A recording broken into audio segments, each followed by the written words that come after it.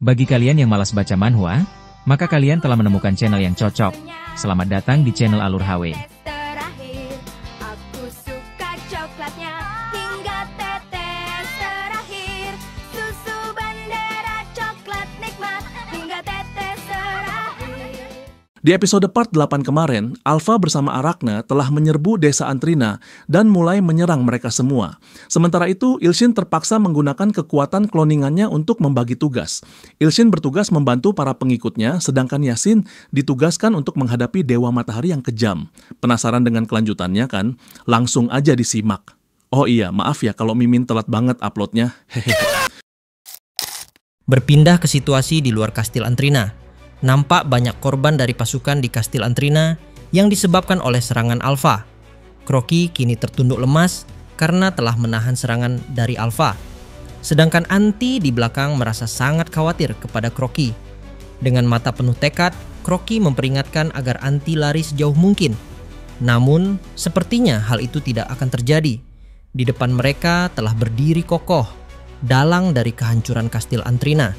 Namun beberapa saat kemudian, muncul beberapa pasukan tersisa yang dipimpin oleh Lilith untuk menghentikan Alpha beserta anak-anak Gustav lainnya. Alpha yang melihat mereka langsung mengumpulkan kekuatan di tangannya. Dengan satu gerakan cepat, Alpha berhasil menebas pasukan yang tersisa itu dengan sangat mudah. Ia kemudian mendarat dengan wajah datar, merasa kesal karena telah diganggu oleh hama-hama kecil. Anti yang melihat pembantaian itu merasa sedih. Air mata perlahan mulai mengalir. Arachne yang melihat Anti menangis langsung memberi informasi kepada Alpha jika gadis yang di depan mereka adalah salah satu sumber kekuatan dari Yu Ilshin. Alpha pun merespon jika ia tak sabar untuk melahap gadis itu. Alpha dengan langkah mantap perlahan mulai mendekat. Namun Croaky tidak tinggal diam. Ia mulai bangkit dan melindungi Anti. Dengan mata sipit, Croaky memberi ancaman kepada Alpha. Jika berani menyentuh Ratu Anti, maka ia akan menghabisi Alpha meskipun Alpha adalah kakaknya. Alpha hanya menatap Croaky dengan tatapan dingin. Dan tiba-tiba muncul darah yang mengalir deras dari perut Croaky. Ia terjatuh di tanah sambil menahan rasa sakit dari tebasan Alpha. Alpha menatap dingin Croaky. Ia tidak menganggap Croaky sebagai adiknya karena Croaky tidak mampu membalaskan dendam ibu mereka. Dan malah menjadi seorang pengkhianat yang melindungi musuh ibu mereka. Anti hanya menatap Alpha dengan tatapan penuh emosional. Perasaannya campur aduk, ia sangat khawatir karena kekuatan tempur mereka tidak cukup untuk melawan Alpha. Satu-satunya harapan bagi mereka adalah dewa mereka sendiri, Yu Ilshin. Berpindah ke apartemen Yu Ilshin, tatapan Ilshin penuh khawatir. Ia berulang kali mencoba untuk masuk ke Antrina, namun tidak terjadi apa-apa. Sistem kemudian memberikan informasi kalau Ilshin sedang menggunakan kloningan yang telah melemahkannya. Oleh karena itu, Ilshin tidak dapat turun ke Antrina. Ilshin langsung bimbang. Jika ia menarik Yasin ke tubuhnya, maka dewa kepala burung itu akan berbuat seenaknya. Tapi jika ia tidak langsung turun tangan ke Antrina, maka sudah dipastikan jika seluruh pengikutnya akan dihabisi oleh Alpha. Di tengah kebimbangan itu, tiba-tiba terdengar suara Croaky yang memanggil nama Ilshin. Croaky sangat putus asa. Ia memanggil nama Ilshin berulang kali dan memohon agar menyelamatkan Ratu Anti. Dan saat itu juga, tiba muncul notifikasi. Keajaiban kecil yang Croaky genggam memekar, Croaky sekarang dapat berevolusi. Sistem memberikan notifikasi tambahan, menawarkan untuk mengevolusikan sementara Croaky dari Divine Beast biasa menjadi Divine Beast Dragon. Ilshin terkejut saat mendengar Divine Beast Dragon. Namun ia tak pikir panjang, pasalnya ada peluang untuk menyelamatkan Antrina dan para pengikutnya. Croaky masih menangis, memanggil nama Ilshin dengan sangat lembut. Tanpa pikir panjang, Ilshin menekan tombol yes dan menyerahkan nasib Antrina kepada Croaky. Sementara itu, kini Anti sedang ditangkap dan ingin dilahap oleh Alpha. Arachne sangat senang karena akhirnya perjuangannya selesai dan ia bisa kembali ke istana untuk menghadap Raja Serangga. Namun tiba-tiba mata Alpha membelalak. Anti telah hilang dari genggamannya. Bukan hanya Anti yang hilang, tangannya pun ikut menghilang. Alpha sedang mencerna apa yang terjadi. Tanpa ia sadar, ada sosok kuat yang dengan cepat menyelamatkan Anti. Anti berterima kasih kepada sosok itu namun ia tidak mengenal sosok yang menyelamatkannya. Sosok itu kemudian membentangkan sayapnya dan memperlihatkan senyuman di wajahnya. Sosok itu memperkenalkan dirinya, yang tidak lain adalah Croaky.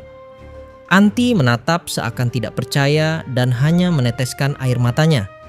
Sistem memberikan notifikasi jika Croaky telah berhasil berevolusi menjadi Divine Beast Dragon dan Croaky setara dengan 20 kelas S. Ilshin sontak langsung terkejut. Keajaiban kecil kini menjadi keajaiban besar baginya. Sementara itu, Alpha masih mencerna kejadian ini dan sulit menerima fakta jika pengkhianat lemah itu tiba-tiba menjadi sangat kuat. Wajah Arachne langsung pucat pasi. Ia tahu jika itu adalah perbuatan dari Yu Ilshin, namun ia masih bingung bagaimana Ilshin bisa membuat keajaiban ini. Yang ia tahu bahwa Ilshin saat ini masih bertarung melawan Dewa Matahari. Croaky dan Alpha kini saling bertatapan. Croaky pun sangat menyayangkan karena kakaknya memilih jalan balas dendam. Dengan wajah serius, Croaky menyampaikan bahwa jika mereka tidak melewati batas, Ilshin mungkin saja memaafkan dan merekrut mereka menjadi pengikutnya. Alpha yang mendengar itu langsung naik pitam dan ingin segera menghabisi pengkhianat di depannya. Arachne yang tadinya percaya diri, kini menyarankan Alpha untuk mundur dan mengatur rencana kembali. Namun, Alpha langsung marah dan menolak usulan konyol itu. Baginya, ia sudah bersusah payah untuk menemukan pengkhianat ini. Mundur adalah pilihan konyol. Tanpa peringatan, Alpha langsung melesat dengan cepat ke arah Croaky dan ingin mengambil kepalanya. Croaky tidak tinggal diam. Sambil memegang Anti, ia mempersiapkan aura sonik dari mulutnya. Matanya memperlihatkan aura kebencian terhadap kakaknya yang telah menghabisi pengikut Ilshin dan terutama ingin menghabisi Ratu Anti. Saat itu juga, Croaky mengeluarkan serangan laser mematikan dari mulutnya bernama Dragon Breath. Alpha dan kawanannya hanya terdiam, seakan tidak diberi kesempatan untuk menghindar. Sementara itu, Arachne merasa terpukul karena keadaan kini berputar terbalik. Sebelum serangan Croaky mengenai mereka, Arachne hanya mengucapkan beberapa kata, meminta maaf kepada kakaknya. Serangan Croaky sangat dahsyat. Bahkan, jika ia mau, ia bisa menghilangkan kastil Antrina beserta pegunungan yang ada di sana dengan sangat mudah. Tak lama kemudian serangan Croaky berhenti. Bahkan tanah di sekitar tidak mampu menahannya. Setelah menyaksikan kejadian itu, para pengikut Ilshin bersorak atas kemenangan mereka yang diciptakan oleh keajaiban Croaky. Lilith hanya tersenyum, sedangkan Croaky masih tidak percaya jika dirinya bisa sekuat ini. Namun, tiba-tiba ia teringat Ilshin. Dan saat itu juga, Croaky berteriak mengucapkan kalimat suci dari Antrina. "Yu Ilshin anjing ge!" Pengikut lain pun langsung bersorak-sorai, mengucapkan kalimat suci itu berulang kali. Tak lama kemudian, sistem memberikan notifikasi. Berkat evolusi Divine Beast Croaky dan tumbal yang Croaky berikan, Divine Power Ilshin kini pulih sepenuhnya. Ilshin terkejut karena Croaky mengucapkan kalimat tak senonoh itu. Tapi yang paling penting, ia merasa bersyukur karena Antrina selamat berkat Croaky. Ilshin pun menyadari, jika keturunan Gustav memang tidak bisa diremehkan. Anti kemudian memohon kepada Ilshin untuk menyembuhkan para pasukan tersisa yang masih hidup. Ilshin langsung tersenyum puas dan mengaktifkan kemampuan penyembuhannya. Saat itu juga, pengikut Ilshin yang tersisa mulai sembuh. Rasa sakit mereka mulai hilang. Para semut yang kehilangan penglihatan kini bisa melihat. Para peri yang tidak bisa terbang, kini bisa terbang. Setelah sepenuhnya pulih, mereka sekali lagi memuji Ilshin dan mengucapkan kalimat suci mereka, "Yu Ilshin anjing." Croaky yang menyaksikan itu merasa takjub. Ia merasa tidak salah jika menjadi pengikut Ilshin.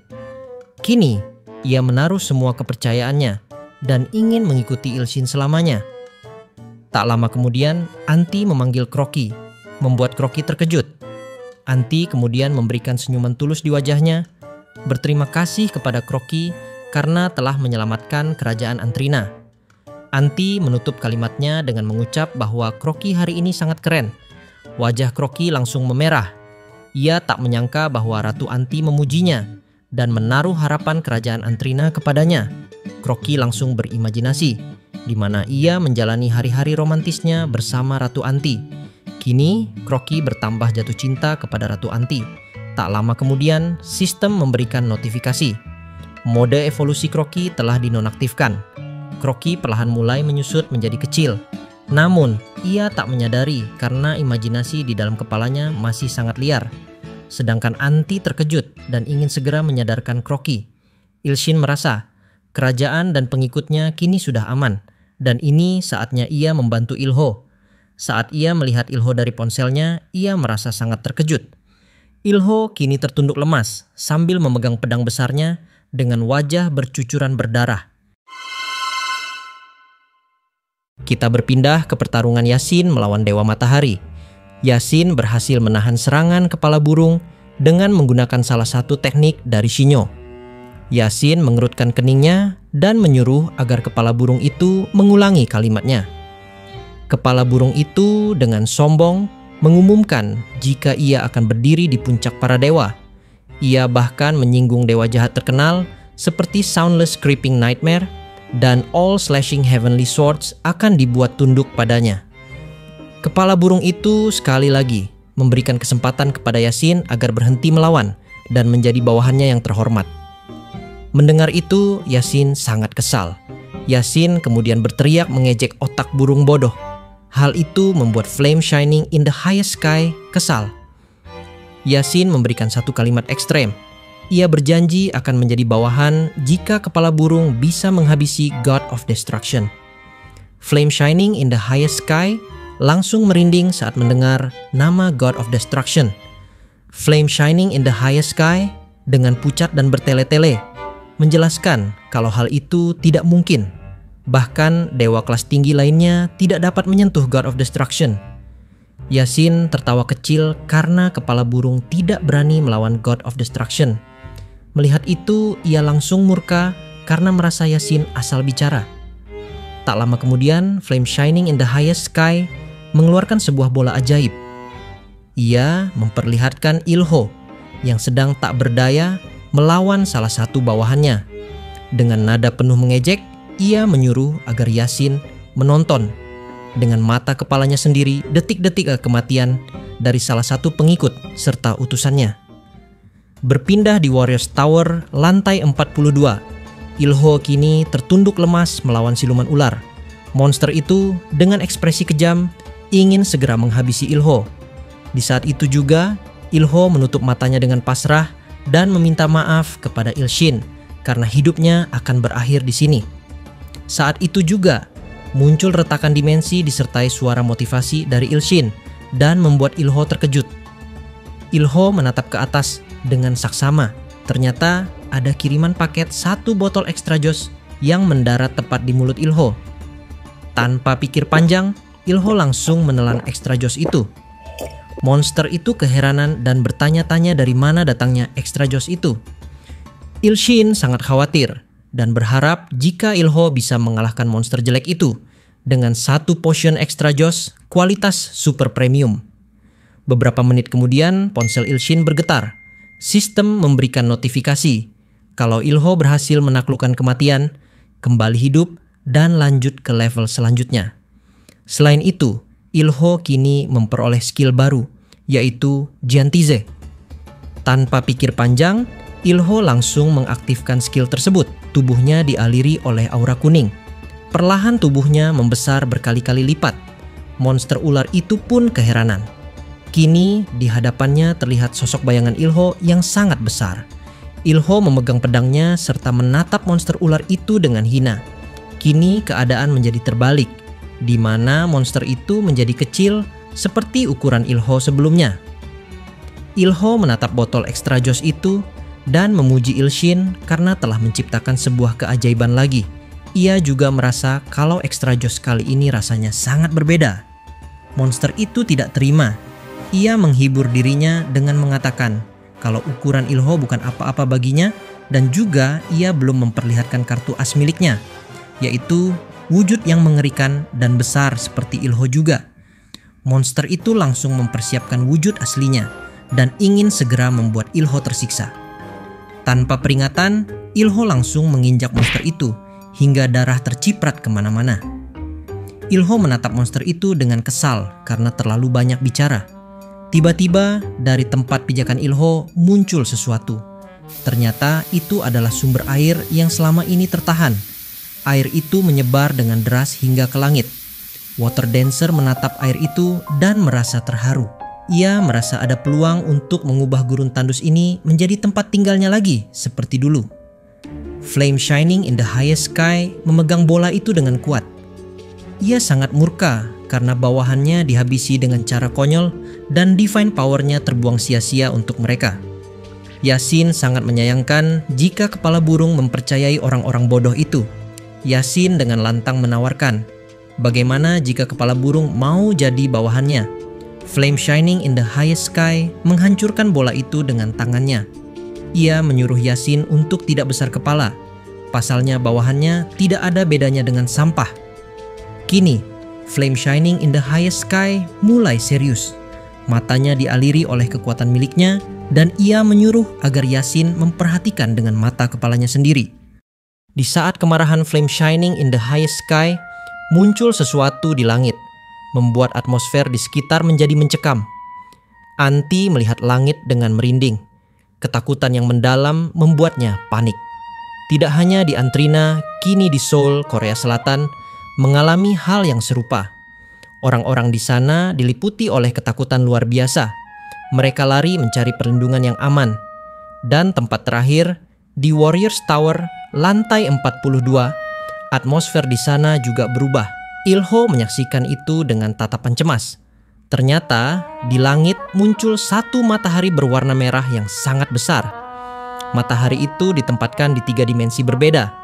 Tujuan Flame Shining in the Highest Sky yaitu untuk menghabisi Ilshin beserta pengikutnya.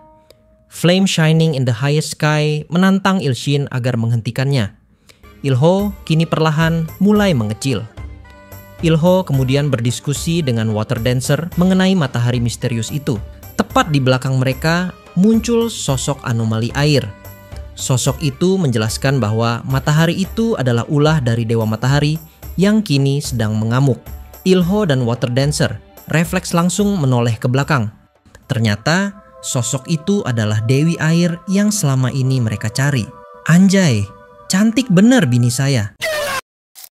Ilho kemudian bertanya, memastikan identitas Dewi Air, sedangkan Water Dancer berlari dan memeluk Dewi Air dengan air mata di pipinya karena merasa cemas. Wanita itu pun tersenyum dan menjelaskan bahwa dirinya adalah Dewi Air yang berada di dunia ini. Ia kemudian berterima kasih kepada Ilho karena telah membangunkan dirinya dengan cara mengalahkan pengikut dari Dominator of the Abyss Swamp. Dewi Air menyampaikan bahwa ia ingin memberi Ilho hadiah, namun harus ditunda karena situasi saat ini lebih penting untuk mereka selesaikan. Ilho menatap matahari itu dan merasa mustahil. Ia mulai bertanya-tanya bagaimana caranya. Dewi Air pun tidak bisa menghentikan matahari itu sendirian. Namun masih ada harapan. Ia mengeluarkan sesuatu dari tangannya. Ternyata Dewi Air menciptakan sebuah busur panah dari air. Ia kemudian memerintahkan Ilho untuk menembak Dewa Matahari dengan busur ini. Ilho memegang busur air dengan cemas. Ia bergumam bahwa ia bahkan tidak memiliki anak panah untuk menggunakan busur ini. Dewi Air tersenyum menyuruh Ilho untuk tidak usah memikirkan hal kecil itu karena ia sendiri memiliki sebuah anak panah yang bisa melukai Dewa Matahari itu. Berpindah ke penthouse Hunter Kang Woo, Sword Demon dan Shinyo menatap matahari dengan sangat cemas. Kang Woo sangat terkejut melihat matahari itu. Pasalnya di kehidupan sebelum-sebelumnya, hal ini tidak terjadi sama sekali. Kang Woo pun berspekulasi kalau kejadian ini penyebabnya dari Yu Ilshin. Tiba-tiba muncul sebuah retakan dimensi di hadapan mereka bertiga. Shinyo dan Sword Demon langsung bersiaga, menduga kalau ada monster di balik celah dimensi itu. Ternyata yang muncul adalah Ilshin. Ia pun menanyakan keadaan mereka bertiga, terutama Sword Demon dan Shinyo yang sering bermasalah. Melihat Ilshin di hadapan mereka, Shinyo dan Sword Demon langsung bersemangat. Mereka sangat terkejut karena Ilshin memiliki kemampuan teleportasi yang sangat langka. Mereka berdua pun berharap agar Ilshin mengajari skill itu. Ilshin kemudian ingin menjelaskan bahwa situasi ini berbahaya, namun kalimatnya terpotong. Tiba-tiba muncul sistem di hadapannya yang memberikan notifikasi. pengikut fanatik Sword Demon telah menjadi kelas S. Melalui proses evangelisme, pengikut fanatik Lin Xiaoming telah mengumpulkan anggota tugas fraksi yang tersisa untuk menjadi pengikut Ilshin, kecuali Du Yangfeng. Ilshin memberikan selamat karena Sword Demon telah menjadi kelas S. Sword Demon kemudian memberikan Heavenly Demon, dan dengan rendah hati menjelaskan bahwa semua itu berkat Ilshin dan Heavenly Demon. Ilshin kemudian mengambil Heavenly Demon dan menjelaskan kepada Sword Demon bahwa ia ingin menebas api di langit dengan pisau ini. Saat itu juga Heavenly Demon muncul dan menjelaskan kepada Ilshin bahwa matahari merah itu lebih kuat daripada kepala api sebelumnya. Namun Ilshin dengan percaya diri menyampaikan bahwa ia telah bertambah kuat. Ilshin memasang kuda-kuda, menatap matahari merah itu dan ingin menebasnya. Kita berpindah ke kuil milik Dewa Matahari. Kini Flame Shining in the Highest Sky memasuki mode pertempuran, menciptakan api dan armor di sekitar tubuhnya. Yasin menatap dari bawah dengan cemas. Saat itu juga ia terpikirkan untuk menggunakan satu teknik yang sebenarnya akan ia gunakan untuk melawan God of Destruction. Yasin kemudian mengaktifkan Heavenly Swords Treasure Archive yang dulu pernah diberikan oleh All Slashing Heavenly Swords. Sistem memberikan notifikasi. Penggunaan satu token Heavenly Swords Treasure Archive telah berkurang. Yasin akan dipindahkan ke Heavenly Swords Treasure Archive dan waktu di luar akan berhenti selama 1 menit. Kini Yasin telah berpindah. Di area sekitar banyak sekali pedang tertancap. Semua itu adalah koleksi dari All Slashing Heavenly Swords. Yasin kemudian menatap sekeliling, mencari sebuah pedang yang bisa menebas api. Namun, sayang sekali, pedang di area itu sangat banyak. Yasin kemudian menggunakan otaknya. Ia menyinggung perkataan Flame Shining in the Highest Sky sebelumnya yang mengatakan bahwa ia akan melampaui All Slashing Heavenly Swords dan berdiri di puncak para dewa. All Slashing Heavenly Swords muncul dengan ekspresi tidak senang. Ia heran terhadap perkataan konyol tersebut. Ia berkata bahwa ia sendiri yang akan memilihkan pedang untuk Yasin secara cuma-cuma kali ini. Jadi pergi dan hancurkan otak burung angkuh itu, ucapnya. Yasin dalam hatinya tertawa, puas karena perkataan itu bahkan bisa menurunkan ego seorang penipu. Yasin pun tak sabar pedang seperti apa yang akan diberikan. All Slashing Heavenly Swords berkata bahwa ada sebuah pedang bagus untuk melawan burung itu. Dan tiba-tiba muncul sebuah pedang yang dipilih langsung olehnya.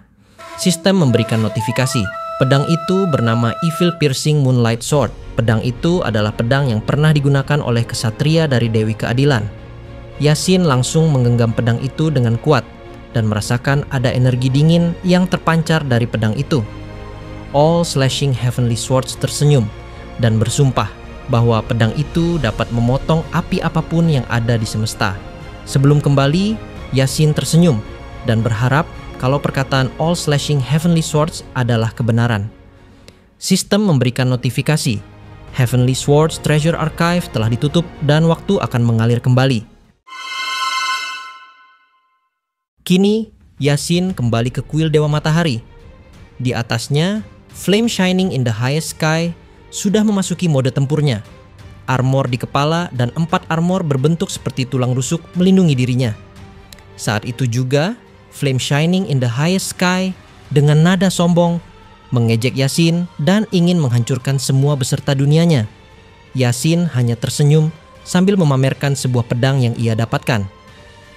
Flame Shining in the Highest Sky terkejut dan berspekulasi bahwa pedang itu pemberian dari Heavenly Swords. Yasin langsung membuat 2 gerakan silang, berharap serangan itu akan langsung membelah kepala burung. Flame Shining in the Highest Sky langsung berteriak ketakutan saat melihat serangan itu. Beberapa detik telah berlalu, namun tidak terjadi apa-apa. Saat itu juga, Flame Shining in the Highest Sky tertawa terbahak-bahak. Flame Shining in the Highest Sky mengejek serangan itu, sedangkan Yasin memasang ekspresi kecewa. Hatinya berat, mengatakan hal paling bodoh dalam hidupnya adalah mempercayai seorang penipu. Berpindah ke Seoul, matahari itu semakin memerah. Orang-orang di sana sangat panik dan ingin segera melarikan diri. Ilshin merasa kesal karena tebasan Heavenly Demon tidak mampu memotong api tersebut. Heavenly Demon pun menjelaskan bahwa ia sudah memotong berbagai api, namun matahari yang ada di atasnya sudah di luar jangkauan kekuatannya. Ilshin tiba-tiba merasa merinding dari pancaran pisau dapur yang ia genggam. Kini, secara mendadak, Heavenly Demon mengeluarkan energi berwarna biru, mirip seperti pedang yang dipegang oleh Yasin. Sesaat kemudian, muncul suara dari sosok pedang yang ingin bertanya satu hal pada Ilshin. Apakah Ilshin adil? Ilshin sempat bingung dan sedang mencerna apa yang barusan terjadi. Sedangkan Yasin berpikir bahwa suara itu terhubung melalui tubuh utamanya. Makanya ia bisa mendengar suara itu. Everlasting Bountiful Prosperity berkata, bila Ilshin menerima dia, matahari jahat itu akan dihentikan. Ilshin dan Yasin sontak terkejut. Tiba-tiba, otoriti bawaan Blind God's Eye telah diaktifkan, memeriksa sekilas riwayat dari Evil Piercing Moonlight Sword dengan secepat cahaya. Di suatu ruangan, ada seorang wanita menatap bintang kelap-kelip yang cantik. Wanita itu memegang sebuah pedang dengan santai. Di belakang wanita itu, ada seorang ksatria yang sedang menunggu jawaban dari wanita itu. Ternyata, wanita itu adalah seorang Goddess of Justice atau Dewi Keadilan. Ksatria itu perlahan mulai berbicara. Ia bertanya kembali untuk memastikan apakah benar Dewi Keadilan bertekad untuk melawan God of Destruction. Dewi Keadilan mengatakan bahwa jika dirinya mundur hanya karena takut, maka ia tidak pantas disebut sebagai keadilan. Dewi Keadilan menatap dan sangat berharap jika dirinya kalah, ia ingin ksatria itu yang meneruskan wasiatnya. Ternyata, ksatria itu adalah seorang manusia paling tinggi yang telah mencapai tanah Sword God. Ksatria itu dengan senang hati akan meneruskan. Sebelum melanjutkan kalimatnya, ia memukul lantai dengan sangat kuat, seolah tak mampu menyembunyikan perasaan sedihnya. Dewi Keadilan menghampiri pria yang ia cintai dan mengusap air matanya. Dengan nada pelan, ia meyakinkan bahwa pria yang ia cintai itu lebih mampu menusuk God of Destruction dibanding dirinya. Dan pria itu di masa depan akan menjadi Master of Heavenly Swords. Beberapa hari kemudian, pertarungan Dewi Keadilan dengan God of Destruction pun berlangsung. Namun sayangnya, seorang Dewi Keadilan bahkan tidak dapat menandingi kekuatan dari God of Destruction dan membuatnya dihabisi. Pedang yang digenggam pun mulai terjatuh. Beberapa hari telah berlalu, kini di kastil Dewi Keadilan terasa hampa tanpa keberadaannya. Ksatria dengan gelar God Sword, sekaligus pria yang ia cintai, merasa sangat terpukul. Pria itu menangis sambil memegang pedang Dewi Keadilan. Saat itu juga, pria itu bertekad akan melanjutkan wasiat dari Dewi Keadilan dengan cara apapun. Kembali ke masa kini, Ilshin sontak menangis saat mengetahui kronologi dari Dewi Keadilan. Sedangkan Yasin hanya sedikit tersentuh, namun tidak membuat ekspresi lebay seperti Ilshin. Pedang itu sekali lagi bertanya kepada Ilshin, apakah ia adalah orang yang adil? Ilshin memiringkan kepalanya. Ia tidak mengetahui keadilan seperti apa yang dimaksud oleh Dewi Keadilan. Namun ada hal yang pasti. Jika keadilan artinya melindungi apapun yang penting dan tak peduli keadaannya, sudah pasti dirinya adalah orang yang pertama melindungi itu. Bahkan jika lawannya adalah seorang makhluk mengerikan seperti God of Destruction. Pedang itu langsung terkejut dan teringat kembali dengan seorang pria yang mewarisi wasiat dari Dewi Keadilan. Sosok Dewi Keadilan tersenyum puas karena Ilshin mirip seperti pria yang ia cintai. Saat itu juga Dewi Keadilan memberikan kekuatannya. Kini Heavenly Demon memiliki energi berwarna biru. Pedang yang dipakai oleh Yasin pun mulai mengeluarkan energi biru yang mirip seperti Ilshin. Flame Shining in the Highest Sky merasa sangat panik saat melihat energi pedang itu yang kini terasa berbeda. Ilshin tersenyum puas. Tanpa membuang waktu, Ilshin dan Yasin langsung mengeluarkan energi dari pedang itu dan menebas ke arah musuhnya. Dua serangan mulai mendekat dan mendarat di tubuh Flame Shining in the Highest Sky. Namun, Flame Shining in the Highest Sky tidak mau kalah begitu saja. Ia, dengan kekuatan penuh, masih bisa menahan serangan tersebut. Namun ia lupa sesuatu. Ilho, kini Ilho telah menarik busur dan anak panah yang telah diberikan oleh Dewi Air. Namun ada yang aneh dari Ilho. Matanya mengeluarkan air mata dan wajahnya dipenuhi oleh tekad untuk menghabisi Dewa Matahari itu. Kembali ke beberapa menit sebelumnya. Ia sangat terkejut dan tidak percaya dengan apa yang dikatakan oleh Dewi Air. Tubuh Dewi Air kini perlahan mulai menghilang. Ternyata Dewi Air sudah lama dikalahkan oleh Dewa Matahari dan kini ia ditakdirkan untuk menghilang.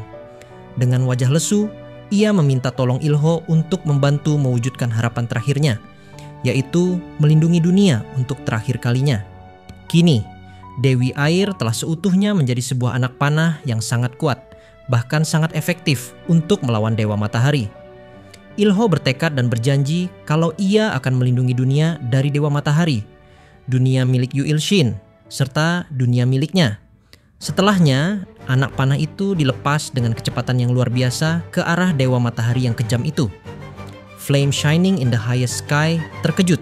Ia tak menyangka masih ada satu serangan kejutan dari pengikut Il-shin. Flame Shining in the Highest Sky tidak bisa menahan 3 serangan itu. Beberapa saat kemudian, 3 serangan itu menciptakan ledakan dahsyat di udara dan membuat tubuhnya terlempar kuat. Kini, tubuh Flame Shining in the Highest Sky melayang di luar angkasa. Namun ada satu hal yang pasti, dewa itu belum kalah seutuhnya. Bahkan ia semakin murka, karena seorang dewa kelas tinggi sepertinya tidak ingin mati dengan cara ini. Matanya menyala, mulutnya terbuka lebar, berteriak kesal. Di luar angkasa, nama Yu Il-shin bergema hingga ke penjuru angkasa. Flame Shining in the Highest Sky kini sudah bertekad ingin menggunakan seluruh divine power-nya dan menggunakan satu mode terakhirnya untuk menghabisi dunia Il-shin. Il-shin sangat panik saat mengetahui bahwa kepala burung itu ingin meledakkan bumi. Heavenly Demon pun mulai cemas. Pasalnya kepala burung itu adalah Dewa Matahari yang sangat kuat. Bahkan, ia bisa dengan mudah meledakkan dunia ini dengan kekuatannya. Kita berpindah ke kuil Dewa Matahari. Dari kepulan asap, terlihat Yasin yang sedang terduduk lemas. Yasin sangat kesal karena kini ia tidak bisa melakukan apa-apa karena tubuhnya sudah mencapai batas. Satu-satunya yang bisa ia lakukan adalah berharap dengan tubuh utamanya untuk mengalahkan kepala burung sialan itu. Kita berpindah lagi ke Seoul. Gedung-gedung di sana tampak mulai meleleh, tidak mampu menahan panas yang menyengat dari Flame Shining in the Highest Sky. Sword Demon dan Kang Wu tidak percaya bahwa sosok di langit itu bisa menahan serangan dahsyat dari Il-shin. Kang Wu menutup matanya, merasa bahwa dunia ini akan hancur kembali bahkan sebelum Abyss Dragon datang. Dengan pasrah, Kang Wu menyarankan Il-shin untuk menyerah. Baginya, dunia ini sudah ditakdirkan untuk hancur, tak peduli seberapa keras mereka berjuang. Namun Il-shin hanya menarik napas dalam dan menoleh ke arah Kang Wu. Dengan tenang, ia berkata bahwa menyerah sebelumnya mencoba bukanlah sifatnya. Il-shin mengangkat Heavenly Demon, lalu berusaha menenangkan Kang Wu agar tak larut dalam keputusasaan. Ia menggenggam erat pedang tersebut, penuh tekad untuk menghabisi Dewa Matahari itu. Heavenly Demon pun bertanya, rencana apa yang akan Il-shin lakukan menghadapi situasi genting ini. Dengan suara mantap, Il-shin menjawab bahwa ia akan menggunakan cara yang sama, mengerahkan seluruh kekuatan divine miliknya dalam satu serangan terakhir. Il-shin melihat sebuah kesempatan emas. Flame Shining in the Highest Sky telah melemah setelah kombinasi 3 serangan sebelumnya. Heavenly Demon tampak khawatir akan kemungkinan terburuk, kematian. Namun Il-shin tak gentar. Meski harus mengorbankan nyawanya sendiri, ia rela melakukannya demi melindungi orang-orang yang ia sayangi. Mendengar itu, Heavenly Demon pun kembali bersemangat. Ia memancarkan aura api biru yang membara, siap membakar Flame Shining in the Highest Sky sampai titik akhir. Namun, sebelum Il-shin dan Heavenly Demon bergerak, tiba-tiba muncul kembali sosok Dewi Keadilan dalam benak Il-shin. Ia menawarkan bantuan. Dewi itu mulai berdoa dan mengumpulkan aura. Dalam hatinya, ia masih merasa belum puas karena pernah gugur saat melawan God of Destruction. Namun, kini, Setelah menyaksikan dengan mata kepala sendiri betapa besar ambisi dan tekad Ilshin dalam menegakkan keadilan, sang dewi pun memberikan hormat dan kepercayaannya sepenuhnya. Mendadak sistem memberikan notifikasi. Evil Piercing Moonlight Sword telah menjadi pengikut sementara Ilshin. Quest promosi Dewa Baik kelas menengah, pengikut kelas S mencapai 100, naik 30 poin. Lalu, sebuah pedang baru muncul dengan simbol sayap Dewa Baik dan Dewa Jahat. Sistem kembali memberikan notifikasi. Selamat kepada Ilshin karena telah menyelesaikan quest promosi Dewa Baik kelas menengah. Yu Ilshin kini telah naik menjadi Dewa Baik kelas menengah. Saat itu juga, kekuatan dahsyat memancar dari tubuh Ilshin. Energi itu masuk ke dalam dirinya, membuatnya menjerit kesakitan. Dewi Keadilan menyaksikan peristiwa tersebut, lalu menyuruh Ilshin untuk menyaksikan kembali kisah seorang dengan gelar Sword God terkuat yang pernah ada. Sistem kembali memberi notifikasi. Blind God's Eye berevolusi menjadi kelas A. Waktu pun berhenti selama 1 menit saat Ilshin melanjutkan untuk menyaksikan sejarah dari Evil Piercing Moonlight Sword. Ini adalah kisah tentang seorang manusia yang jatuh cinta kepada seorang dewa. Seorang ksatria biasa yang berhasil naik ke tingkat yang bahkan melampaui para dewa. Kini, pria itu berdiri menghadapi God of Destruction demi memenuhi wasiat terakhir dari Dewi Keadilan. Pria bergelar Sword God itu mulai melancarkan seluruh kemampuannya untuk menghabisi sang God of Destruction. Tebasan demi tebasan ia ayunkan dengan brutal dan penuh tekad. Hari ini adalah hari yang telah lama ia nantikan. Hari untuk membalaskan dendam dan menuntaskan wasiat dari wanita yang ia cintai. Dengan gerakan secepat kilat, ia melompat dan menebas seluruh bagian tubuh God of Destruction tanpa ampun. Meskipun telah melampaui batas-batas manusia dan mencapai tingkat kekuatan seorang dewa, bahkan berhasil membelah tubuh musuhnya, sayangnya itu belum cukup. God of Destruction adalah entitas purba yang lahir bersamaan dengan penciptaan semesta. Bahkan seorang eksatria yang telah melampaui batas dirinya tidak bisa sepenuhnya mengalahkannya. Dengan tatapan penuh kebencian, sang Sword God menatap makhluk kehancuran itu. Tak lama kemudian, God of Destruction melepaskan ledakan dahsyat yang dipenuhi aura ungu mengerikan. Pada akhirnya, ksatria itu dikalahkan. Namun, ledakan tersebut menyebabkan ratusan kepingan dari God of Destruction tersebar ke seluruh penjuru semesta. Dan sang Sword God kini menunggu seseorang yang layak untuk mewarisi pedangnya dan menuntaskan misinya, menaklukkan God of Destruction. Kembali ke masa kini, Heavenly Demon menjelaskan kepada Ilshin bahwa mereka masih bisa menang jika Ilshin mampu menguasai teknik pedang milik sang Sword God. Namun satu hal membuatnya ragu. Bagaimana mungkin Ilshin bisa mempelajari teknik tersebut hanya dengan melihatnya? Ilshin menjawab santai bahwa mungkin saja ia bisa menggunakan teknik pedang sang ksatria legendaris itu. Heavenly Demon terkejut, sulit percaya bahwa Ilshin bisa berkata seyakinkan itu. Namun Ilshin hanya terdiam, lalu mulai mengaktifkan kemampuannya. Ia menjelaskan bahwa setelah menyaksikan sejarah dari Evil Piercing Moonlight Sword, teknik pedang sang Sword God terukir dengan jelas dalam benaknya. Aura mengerikan mulai mengaliri tubuh Ilshin, dan kini ia siap mewujudkan wasiat dari ksatria itu. Flame Shining in the Highest Sky mulai meluncur menyerang. Namun tiba-tiba ia panik. Ia bisa merasakan aura pedang Ilshin yang sangat berbahaya.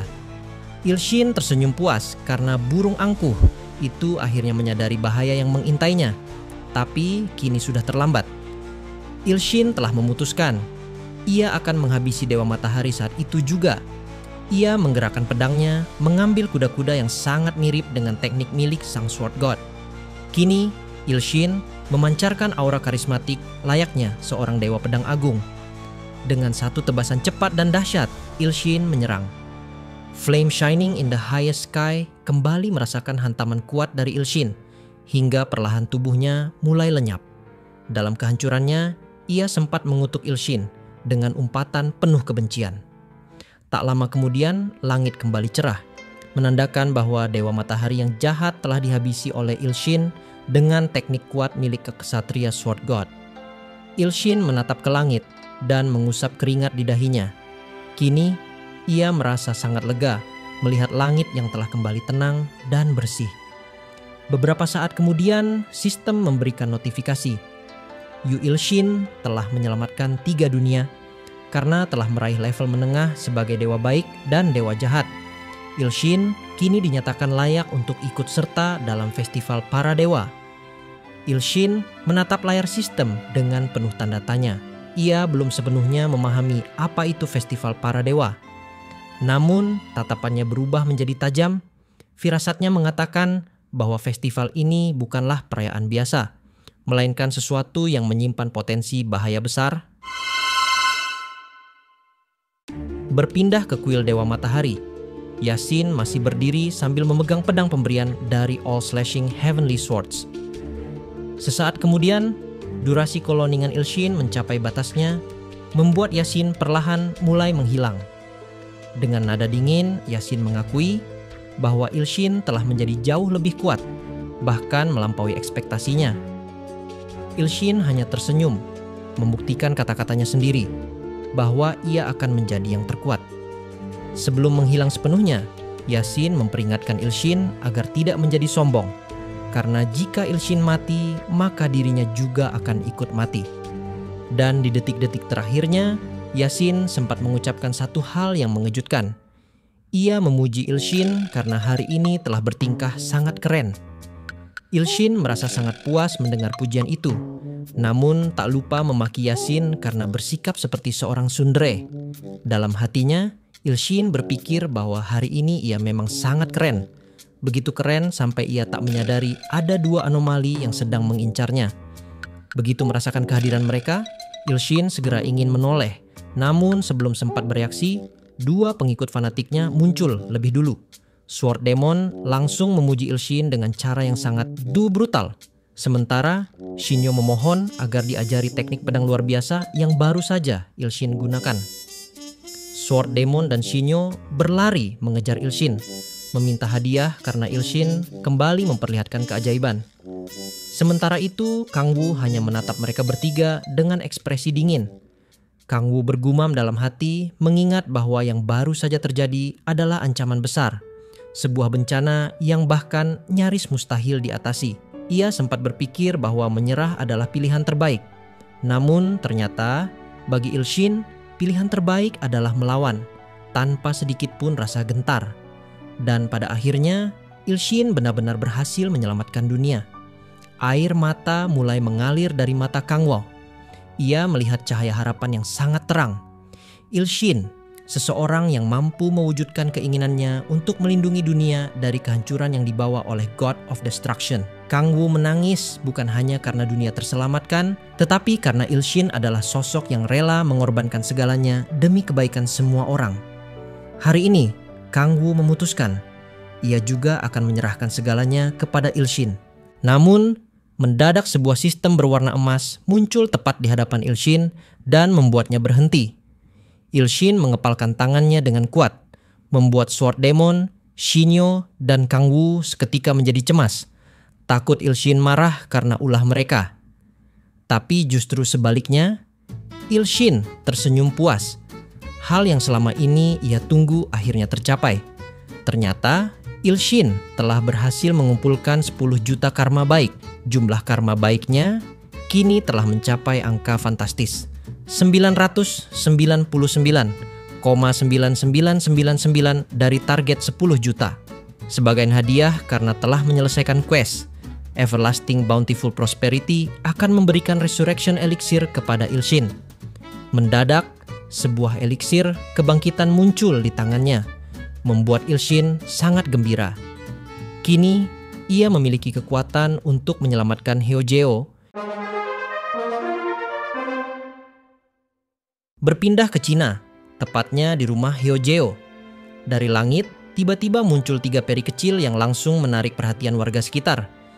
Ternyata, peri-peri itu sedang terbang sambil membawa Hyojeo. Pemandangan tersebut membuat warga Cina terkejut, karena tak setiap hari mereka melihat sosok peri muncul membawa seseorang dari langit. Ibu Hyojeo yang melihat kejadian itu langsung menangis histeris saat menyadari bahwa orang yang dibawa adalah putranya. Tangannya bergetar, sulit mempercayai apa yang baru saja dilihatnya. Heojeo perlahan turun, masih digandeng oleh para peri. Begitu ia menyentuh tanah, sang ibu langsung memanggil nama Shuchu, nama asli Heojeo, dan memeluknya erat-erat. Ia sudah sangat merindukan anaknya yang telah lama tak pulang. Tak lama kemudian, Shuchu membuka matanya. Kepalanya terasa sedikit sakit, dan ia bingung mencoba memahami di mana dirinya berada. Namun begitu melihat ibunya yang menangis haru di depannya, ia sadar ia akhirnya pulang. Suasana pun menjadi penuh kehangatan dan haru. Dari kejauhan, Ilshin menonton momen itu lewat ponselnya. Ia tersentuh, hatinya terasa hangat, dan dalam hati ia berharap kehidupan Heojeo akan selalu bahagia. Tiba-tiba, All Slashing Heavenly Swords muncul entah dari mana, lalu muntah sambil berkata kalau Ilshin terlalu lebay. Ilshin langsung murka. Dengan refleks, ia memaki-maki makhluk menyebalkan itu. Tapi di tengah amarahnya, ada rasa penasaran yang muncul. Ia pun bertanya dengan nada penuh keingintahuan, "Hei, jangan-jangan kau itu White Clad, ksatria yang dikenal sebagai Sword God itu?" Namun jawaban dari All Slashing Heavenly Swords sangat menjengkelkan. Ia malah meminta Ilshin membayar 100 juta God Coin jika ingin tahu jawabannya. Ilshin makin emosi. Ia memaki habis-habisan All Slashing Heavenly Swords, bahkan mengutuknya. Tiba-tiba Dewi Keadilan ikut angkat suara. Ia berkata kalau sebenarnya ada banyak hal yang ingin ia sampaikan, tapi ia memutuskan untuk diam. Ia juga memperingatkan Ilshin agar tidak mencoba mencarinya. Ilshin makin penasaran dengan hubungan antara Dewi Keadilan dan All Slashing Heavenly Swords. Namun sebelum ia sempat berpikir lebih jauh, ponselnya kembali berbunyi. Notifikasi dari sistem muncul. Satu lagi pengikut semut Ilshin masuk ke dungeon. Kali ini, orang terkuat di desa semut Liho sedang menantang Warriors Tower. Ilshin tersenyum. Akhirnya ada lagi pengikutnya yang punya tekad untuk jadi lebih kuat. Ia memang masih butuh anggota kelas S. Dengan santai, Ilshin merebahkan tubuhnya dan mulai bertanya-tanya. Kapan aku akan mendapat quest dewa lanjutannya? Sudah 2 hari sejak ia naik ke dewa kelas menengah, tapi belum ada quest lanjutan yang muncul. Tapi Ilshin segera mengalihkan pikirannya. Ia memutuskan untuk melanjutkan latihan dengan si penguntit yang sebelumnya digagalkan oleh Flame Shining in the Highest Sky. Tempat pertama yang bajingan itu pilih tak lain dan tak bukan, tempatnya Everlasting Bountiful Prosperity, istri admin, maksudnya Dewi Berkah Abadi. Dengan wajah menyebalkan, Ilshin tersenyum lebar sambil rebahan di pangkuan Everlasting Bountiful Prosperity. Dengan senyum lembut, sang Dewi berkata, "Beristirahatlah, isi kembali kekuatan ilahimu di sini." Ilshin mengangguk dan berterima kasih. Dengan nyaman, ia memutuskan untuk tinggal di sana sementara waktu.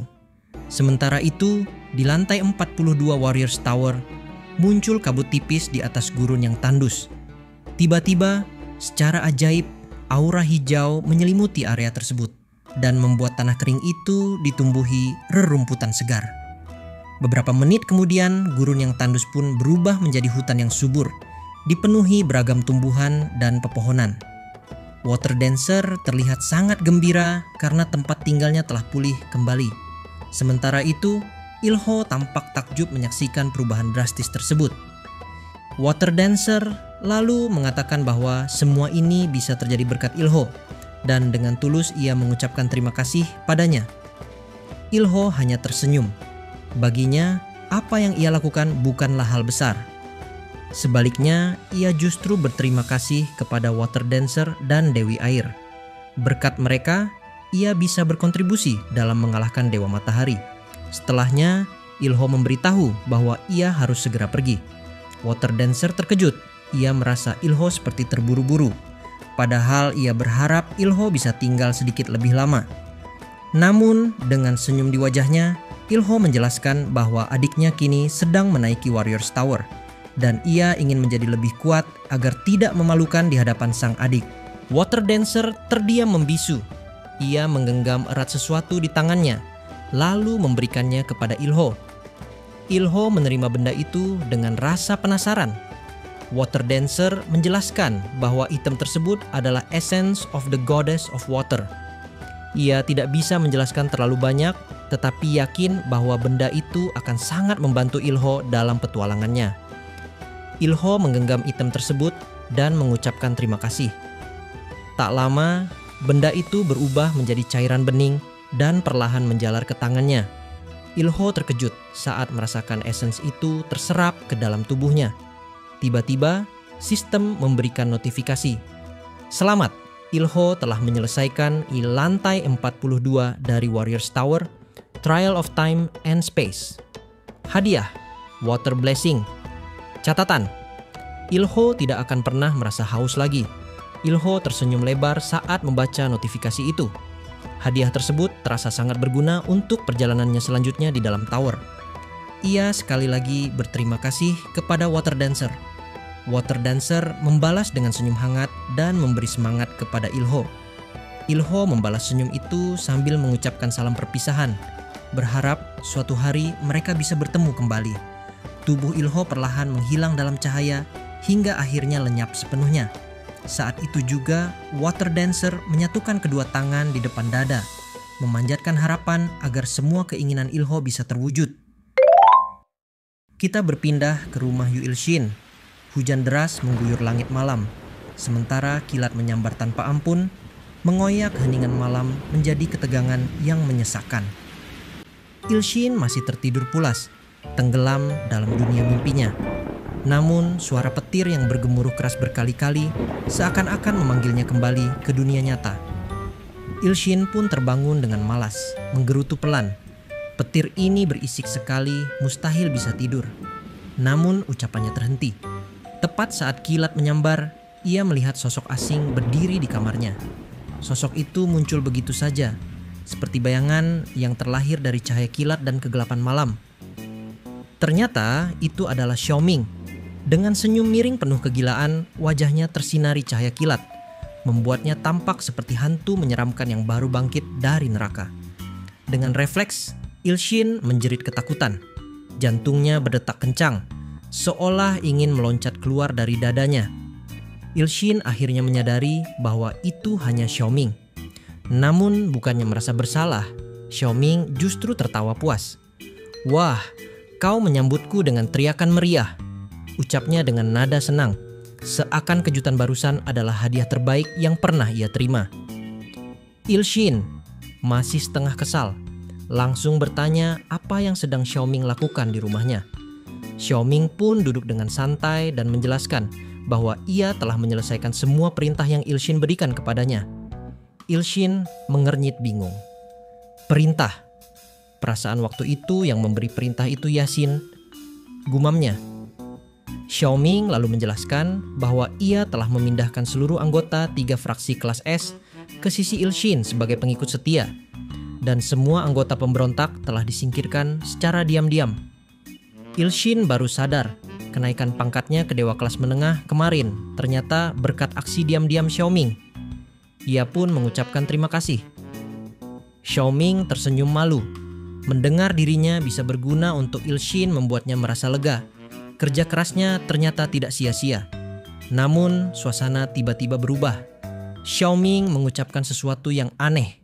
Ia berkata ingin melihat wajah Il-shin yang terhormat untuk terakhir kalinya. Ia lalu mengambil sesuatu dari rambutnya, sebuah pengikat rambut emas berbentuk jarum besar. Dengan nada sedih, ia berkata, "Sekarang harapanku sudah terpenuhi. Aku tidak menyesal lagi. Tolong." Hidup panjang dan sehat Il-shin. Il-shin terdiam. Ia kebingungan dengan maksud perkataan itu. Kenapa Xiaoming tiba-tiba bicara seolah sedang berpamitan? Oh ya, Mimin mau ngasih tahu, suara sebelum ini nggak bisa dipakai lagi karena kena banned, jadi kita ganti suara lain ya. Mimin ngasih info gini biar tidak ada anomali yang komen, "Bang, kok suaranya ganti-ganti terus? Capek balas komenan anomali-anomali kayak gini." Jadi, Mimin harap kalian akan terbiasa dengan suara ini ya. Shush, sekalian aja deng. Ayo, subscribe dan like video di channel ini. Woyi, buruan-buruan. Jangan ditonton doang. Biar Mimin makin semangat dan bisa dapat banyak iklan hahaha. Wani, sorry terbawa emosi. Yok lanjut ditonton.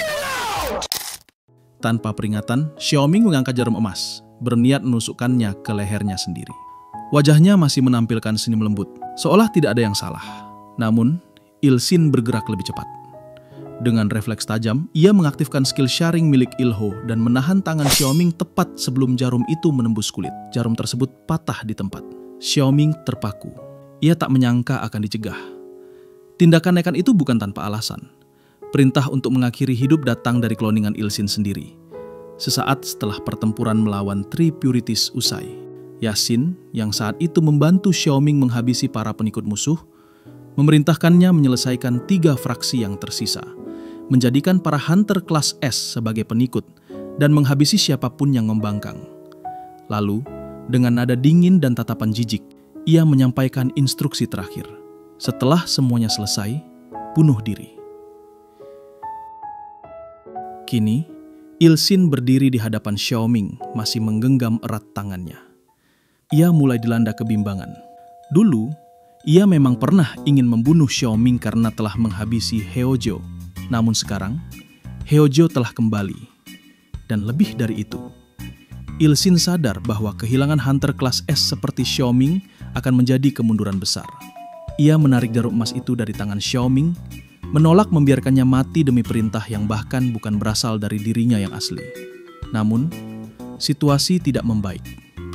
Xiaoming dianggap lancang karena masuk tanpa izin. Ia hanya bisa tertunduk, menerima amarah dari sosok yang diam-diam ia kagumi. Dengan berat hati, ia menuruti perintah untuk kembali ke Tiongkok.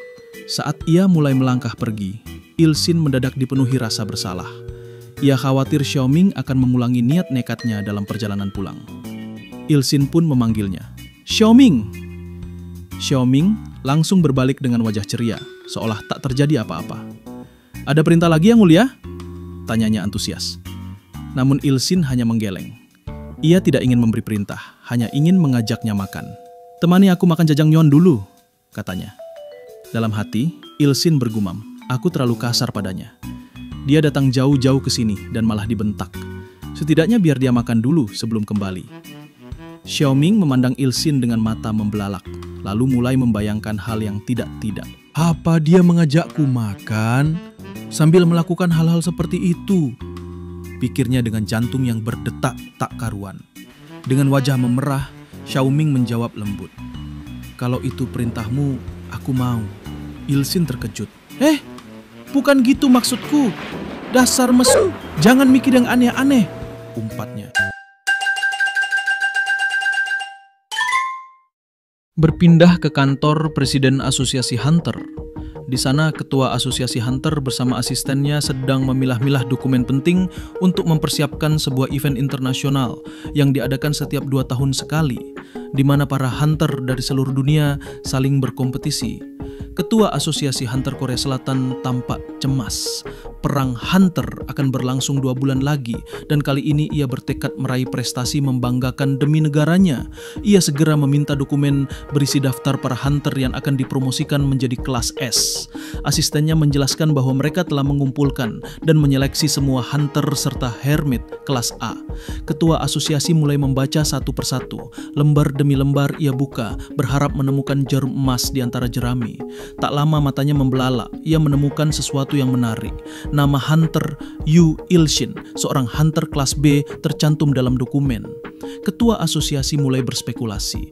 Mungkinkah Ilshin bukan sekadar hunter kelas B biasa? Dalam dokumen hanya tercatat 2 dari 5 kemampuan Ilshin. Jika hanya dengan 2 kemampuan saja, Ilshin bisa mencapai kelas B. Bagaimana jika seluruh kemampuannya diungkapkan? Ia pun menatap foto Ilshin dalam dokumen itu. Kali ini ia bertekad mengungkap rahasia Ilshin dan sangat mungkin menjadikannya salah satu peserta dalam perang hunter. Berpindah ke rumah Ilshin. Saat ini ia sedang menyantap jajangmyeon dengan lahap. Xiaoming berkomentar bahwa mie itu terasa sedikit berbeda dibandingkan dengan mie khas Tiongkok yang disiram saus kacang hitam, namun tetap ia nikmati. Ilshin terkejut mengetahui bahwa selera makan Xiaoming masih normal, mengingat pria itu dikenal sebagai seorang psikopat gila. Xiaoming menyipitkan mata, lalu melirik ke arah samping Ilshin dan bertanya, "Siapa tamu tak diundang itu?" Ternyata, di samping Ilshin berdiri Song Mina, Dengan wajah marah, ia bertanya mengapa Xiaoming ada di rumah Ilshin. Namun Ilshin hanya menatap Song Mina dengan ekspresi datar. Tiba-tiba Song Mina melontarkan pertanyaan tajam. Kenapa kamu menerima Xiaoming padahal sebelumnya dia mencoba membunuhmu? Situasi pun menjadi sangat canggung. Namun dengan polos, Ilshin mengingat dan menjawab, bukankah kamu juga pernah mencoba membunuhku? Song Mina terkejut, ingin mencari alasan lain, tapi tak bisa mengingkari fakta itu. Ia hanya bisa menunduk dan meminta maaf pada Ilshin. Sambil mengambil jalang kote, Ilshin menjelaskan bahwa Xiaoming seperti Song Mina sudah bertobat dan ingin berubah menjadi pribadi yang lebih baik. Untuk menghibur Song Mina dan mencairkan suasana, Ilshin menyuruhnya membuka mulut untuk mencoba jalang kote buatan Ibu Siti yang baru ia beli. Song Mina tidak punya pilihan selain menurut. Ia membuka mulut menunggu suapan dari Ilshin. Sementara itu, Xiaoming tampak cemburu. Tanpa basa-basi, ia bertanya, apa kalian berdua sepasang kekasih? Sambil tanpa sadar mematahkan sumpit yang tadi diberikan Ilshin. Pertanyaan itu justru membuat suasana semakin kaku. Reaksi Ilshin dan Song Mina sama-sama terkejut. Xiaoming masih penasaran. Kali ini ia bertanya dengan tegas, mengapa Song Mina bisa datang ke rumah Ilshin di tengah malam seperti ini? Dan kenapa Ilshin menyuapi Song Mina dengan begitu manis? Song Mina tak bisa menjawab. Wajahnya hanya memerah secara alami. Ilshin pun menyadari bahwa kebiasaan menyuapi Song Mina berasal dari masa ketika Song Mina kehilangan ingatannya. Ia segera menjelaskan dengan tegas bahwa ia dan Song Mina bukan sepasang kekasih. Hubungan kami lebih seperti ayah dan anak, ujarnya. Xiaoming langsung tersenyum puas mendengar jawaban itu. Namun saat Ilshin menoleh kembali ke Song Mina, tiba-tiba ia dihantam dengan sebuah dokumen. Song Mina memaki Ilshin karena dianggap terlalu bodoh. Ilshin hanya bisa pasrah menerima serangan mendadak itu. Dengan bingung, Ilshin bertanya mengapa ia tiba-tiba dipukul dan dokumen apa yang diberikan kepadanya. Song Mina dengan nada kesal menjelaskan bahwa itu adalah jadwal Ilshin untuk menyelesaikan sebuah dungeon. Ilshin mulai membaca dokumen tersebut sambil bertanya-tanya, mengapa seorang hunter kelas B seperti dirinya ditugaskan untuk membersihkan dungeon, padahal biasanya ini adalah tugas untuk hunter kelas A ke atas. Song Mina menjawab dengan kesal, kamu kebanyakan tanya, datang saja besok jam 10 pagi. Kalau kamu terlambat, aku akan menghabisimu di sana. Ia lalu menunjuk ke arah Xiaoming dan berkata, dan kamu lain kali muncul di hadapanku, aku juga akan menghabisimu. Xiaoming hanya tersenyum bingung, tidak benar-benar memahami maksud ancaman itu. Dengan langkah penuh amarah, Song Mina berjalan menuju pintu.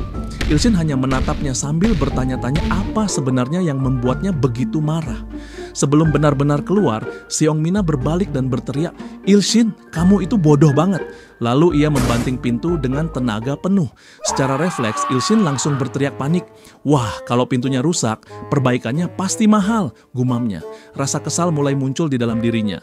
Ia mulai menghitung estimasi biaya perbaikan pintu yang mungkin rusak karena amukan Song Mina. Di tengah pikirannya yang sibuk menghitung kerugian, tiba-tiba Xiaoming memanggilnya. Ilshin menoleh. Xiaoming menatapnya dengan senyum manis yang penuh maksud. Dengan tenang ia berkata, kalau kamu tidak keberatan, aku tidak masalah kok jadi istri kedua. Ilshin langsung marah. Ia masih pusing memikirkan biaya pintu dan sekarang harus menghadapi pernyataan gila dari Xiaoming. Kalau kamu sudah selesai makan, pulang sana, serunya kesal. Ilshin lalu kembali menatap dokumen yang diberikan Song Mina. Ia bergumam, kenapa aku diminta menyelesaikan hal merepotkan seperti ini? Dalam hatinya, ia merasa Song Mina tadi pasti hanya salah paham. Ia pun berniat menjelaskan semuanya nanti, agar situasinya tidak makin runyam.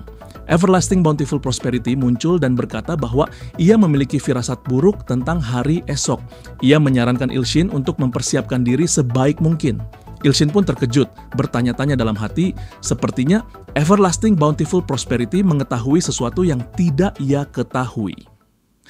Keesokan harinya, di sebuah jalanan kota, sebuah dungeon besar mulai terbentuk menyebabkan kerusakan pada jalan dan sekitarnya. Polisi segera mengevakuasi warga dan menutup akses jalan sementara waktu. Orang-orang berbondong-bondong datang untuk menyaksikan kejadian itu secara langsung. Dua polisi yang berjaga di depan memberi peringatan agar warga tidak mendekat karena dungeon kelas A akan segera terbuka. Ilshin cukup terkesima melihat pengamanan yang begitu ketat, namun ia tetap tak sabar untuk segera masuk ke dalam dungeon tersebut. Dari kejauhan, Song Mina melihatnya dan langsung berteriak memanggil namanya. Dengan nada kesal, ia bertanya kenapa Ilsin datang terlambat, bahkan menyindir bahwa seharusnya Ilsin sudah mati karena keterlambatannya itu. Ilsin mencoba menjelaskan bahwa ia terjebak macet dan lagi pula ia hanya terlambat 5 menit. Namun Seongmina tetap menatapnya dengan ekspresi kesal. Tiba-tiba seorang pria di belakang Seongmina terlihat marah setelah mendengar penjelasan Ilsin. Dalam situasi krusial seperti ini, menurutnya 5 menit saja bisa menyebabkan ribuan nyawa melayang. Pria itu pun mengeluarkan auranya yang kuat dan memarahi Ilsin karena dianggap belum memahami dasar-dasar menjadi seorang hunter. Ia bahkan meragukan keputusan ketua asosiasi hunter yang mengirimkan hunter kelas B seperti Ilsin untuk menangani dungeon sebesar ini. Ilsin hanya terdiam. Dalam hati ia bergumam, baru kali ini ia bertemu dengan pria itu. Seorang hunter kelas S bernama Gal Jung-hyuk dengan temperamen yang meledak-ledak. Ia mencoba memaklumi kemarahan pria itu. Seongmina lalu mengambil alih suasana. Ia menyuruh Ilsin untuk segera menyapa Gal Jung-hyuk yang akan menjadi pengevaluasi bagi Ilsin hari ini. Ilsin pun melangkah maju dan menyapa Gal Jung-hyuk dengan sopan. Tak lama kemudian, perhatian Seongmina tertuju pada sesuatu yang membuatnya heran sejak tadi. Ia bertanya, "Siapa anak kecil yang kamu gendong di punggungmu itu?" Ilsin menjelaskan bahwa anak itu adalah keponakannya, Songyeon. Ia terpaksa membawanya karena kakaknya menghadapi situasi darurat dan menitipkan Songyeon padanya. Mina langsung memarahi Ilsin karena membawa anak kecil ke lokasi berbahaya seperti dungeon. Namun Ilsin buru-buru menegur Mina dengan suara pelan karena khawatir Songyeon akan terbangun. Ia tahu betul betapa sulitnya menidurkan ponakannya itu. Gal Jung-hyuk semakin marah. Ia berbalik dan berseru bahwa para hunter zaman sekarang sudah gila. Bagaimana mungkin seseorang bisa bekerja sambil menggendong anak? Dengan kesal, Gal Jung-hyuk mulai berjalan mendekati gunung tempat dungeon itu akan muncul. Ia memberitahu Ilsin agar memanggilnya jika sudah siap. Ilsin hanya bisa bergumam dalam hati, sepertinya Gal Jung-hyuk menyimpan banyak amarah dalam dirinya. Tak lama kemudian dari arah gunung besar itu mulai muncul aura gelap yang mengerikan, tanda bahwa dungeon kelas A akan segera terbuka. Di suatu dimensi lain, sesosok monster muncul. Ia memiliki lidah seperti ular dan deretan gigi yang tajam. Monster itu melafalkan nama Yu Ilsin. Dengan suara penuh kebencian, ia mengecam Ilsin karena telah membunuh 2 utusannya, namun masih berani hidup dengan tenang. Ia pun bersumpah akan mengakhiri segalanya hari ini. Dengan mata yang membelalak liar, ia berseru penuh dendam bahwa festival para dewa akan segera dimulai. Ilsin dan Seongmina kini saling berhadapan. Seongmina berpikir bahwa Ilsin pasti sudah mengetahui alasan dia diminta menyelesaikan dungeon ini untuk naik menjadi hunter kelas S. Namun Ilsin tampak terkejut, sementara Seongmina merasa cemas sekaligus kesal karena Ilsin ternyata sama sekali tidak membaca berkas yang telah ia kirimkan sebelumnya. Seongmina kembali menjelaskan bahwa nantinya akan muncul dungeon kelas A di lokasi ini. Jika Ilsin berhasil menyelesaikannya, maka dia akan diangkat menjadi hunter kelas S. Seongmina yang sudah mengetahui kekuatan Ilsin hanya ingin memberinya semangat karena ia yakin Ilsin bisa menaklukkan dungeon itu dengan mudah. Ilsin berpikir sejenak. Mungkin jika kesempatan seperti ini datang di masa lalu, dia akan sangat bersemangat. Namun sejak dirinya naik menjadi dewa kelas menengah, ia merasa tantangan seperti ini justru akan merepotkannya, karena berarti ia akan menjadi lebih sibuk ke depannya. Meski begitu, ia juga tidak bisa membiarkan dungeon berbahaya seperti ini dibiarkan begitu saja. Dengan berat hati, Ilsin akhirnya memutuskan untuk menanganinya. Ia lalu bertanya kepada Seongmina, "Jadi aku hanya perlu masuk ke dalam dungeon dan menyelesaikan semuanya kan?" Namun Seongmina menegaskan bahwa ia tidak akan masuk sendirian. Ilsin harus didampingi oleh 1 hunter kelas S sebagai bentuk penjagaan tambahan. Ilsin berharap pendampingnya adalah Seongmina. Mina pun mengaku bahwa ia juga menginginkannya, tapi hunter yang akan masuk bersama Ilsin adalah Gal Jung-hyuk. Ilsin menatap cemas. Namun dalam hatinya ia yakin dungeon kelas A seharusnya bukan masalah bagi dirinya yang kini telah menjadi dewa kelas menengah. Tiba-tiba Ilsin mencium aroma aneh yang membuatnya sedikit tertegun. Ia segera bertanya pada Seongmina tentang bau tersebut. Namun Mina terlihat bingung. Ia tidak merasakan adanya aroma aneh seperti yang Ilsin maksud. Tiba-tiba banyak notifikasi sistem bermunculan. Seorang dewa tingkat lanjut, G-Dominator of the Abyss Swamp, telah mengajukan festival para dewa. Ilshin langsung panik. Firasatnya mengatakan bahwa festival ini bukanlah sesuatu yang baik. Pikirannya langsung melayang pada makhluk-makhluk mengerikan yang pernah ia hadapi. Ular berkepala banyak yang pernah ia kalahkan, dan wanita ular yang pernah ditaklukkan oleh Ilho. Lalu muncul notifikasi lain dari sistem berisi peraturan festival dewa. Jika seorang dewa dari kelas yang lebih tinggi mengajukan tantangan festival, pihak lawan tidak memiliki hak untuk menolak. Namun, Ilshin yang kini sudah menjadi dewa kelas menengah, masih boleh menolak tantangan dari dewa yang berada di atasnya. Ia membaca peraturan itu dengan saksama dan merasa takjub. Sistem ini cukup adil, karena para dewa yang lemah bisa menghindari konflik jika tidak mampu. Namun belum sempat menenangkan diri, muncul lagi notifikasi. Seorang dewa jahat bernama War of Slaughter and Insanity, pengawas festival para dewa, telah memberikan Ilshin Blessing of Massacre. Ilshin belum pernah mendengar nama dewa itu sebelumnya, namun ia langsung menduga bahwa dewa itu adalah sosok yang hanya mencintai kekacauan dan pertempuran. Notifikasi terakhir muncul. Apakah Ilshin akan menerima tantangan festival para dewa dari sang dewa jahat tingkat lanjut, The Dominator of the Abyss Swamp? Sosok Abyss Swamp tiba-tiba muncul dan mulai memprovokasi Ilshin agar menerima ajakan duel tersebut. Namun Ilshin dengan kepala dingin langsung menolaknya tanpa ragu. Tak lama kemudian sistem memberikan notifikasi. Ilshin telah menolak pengajuan festival para dewa dari The Dominator of the Abyss Swamp. Abyss Swamp tampak jengkel dengan penolakan itu. Ilshin pun mulai berkomunikasi dengannya secara batin. Ia mengolok-olok Abyss Swamp dan menyuruhnya pergi, mengatakan bahwa ia tidak punya waktu untuk melayani duel konyol itu. Lagi pula, kelas Abyss Swamp lebih tinggi darinya, jadi pertarungan seperti ini tidak adil. Mendengar itu, kemarahan Abyss Swamp makin memuncak. Di saat yang sama, tiba-tiba muncul getaran dahsyat dari arah gunung di depan Ilshin. Para warga mulai panik. Gal Junhyok masih berusaha memahami situasi yang terjadi, sementara Seongmina dan Ilshin hanya bisa terpaku merasakan getaran hebat yang mengguncang tanah.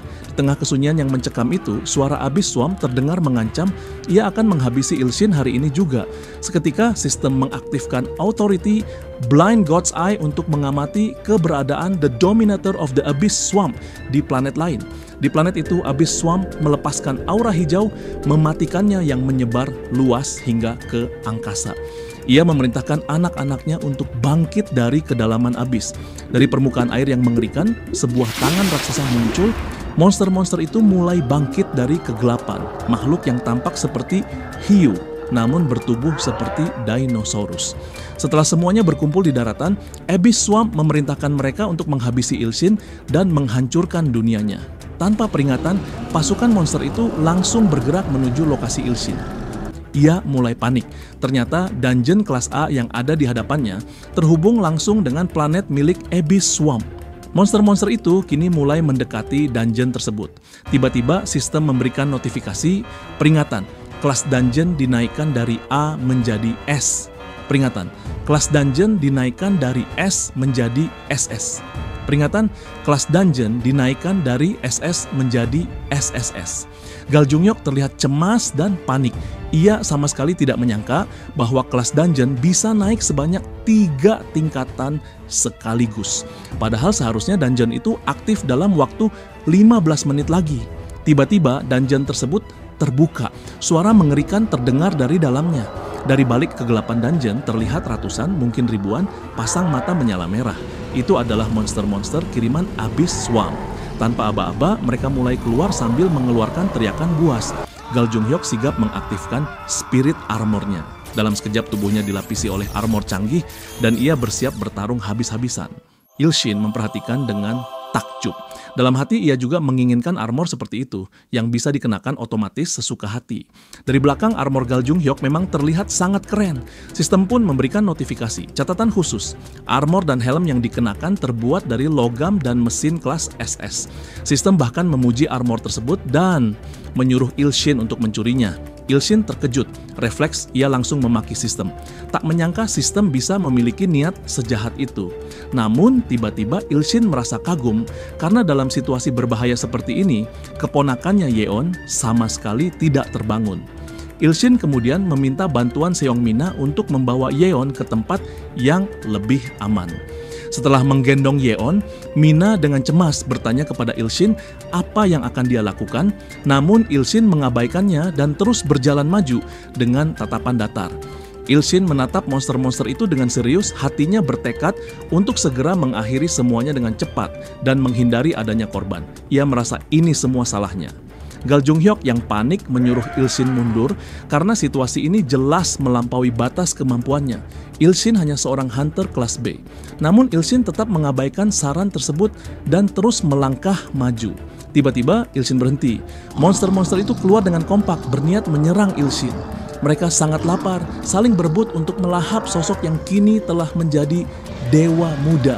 Namun Ilshin hanya menatap mereka dari bawah dengan ketenangan luar biasa. Abyss Swamp yang merasa yakin akan kemenangannya tersenyum jahat.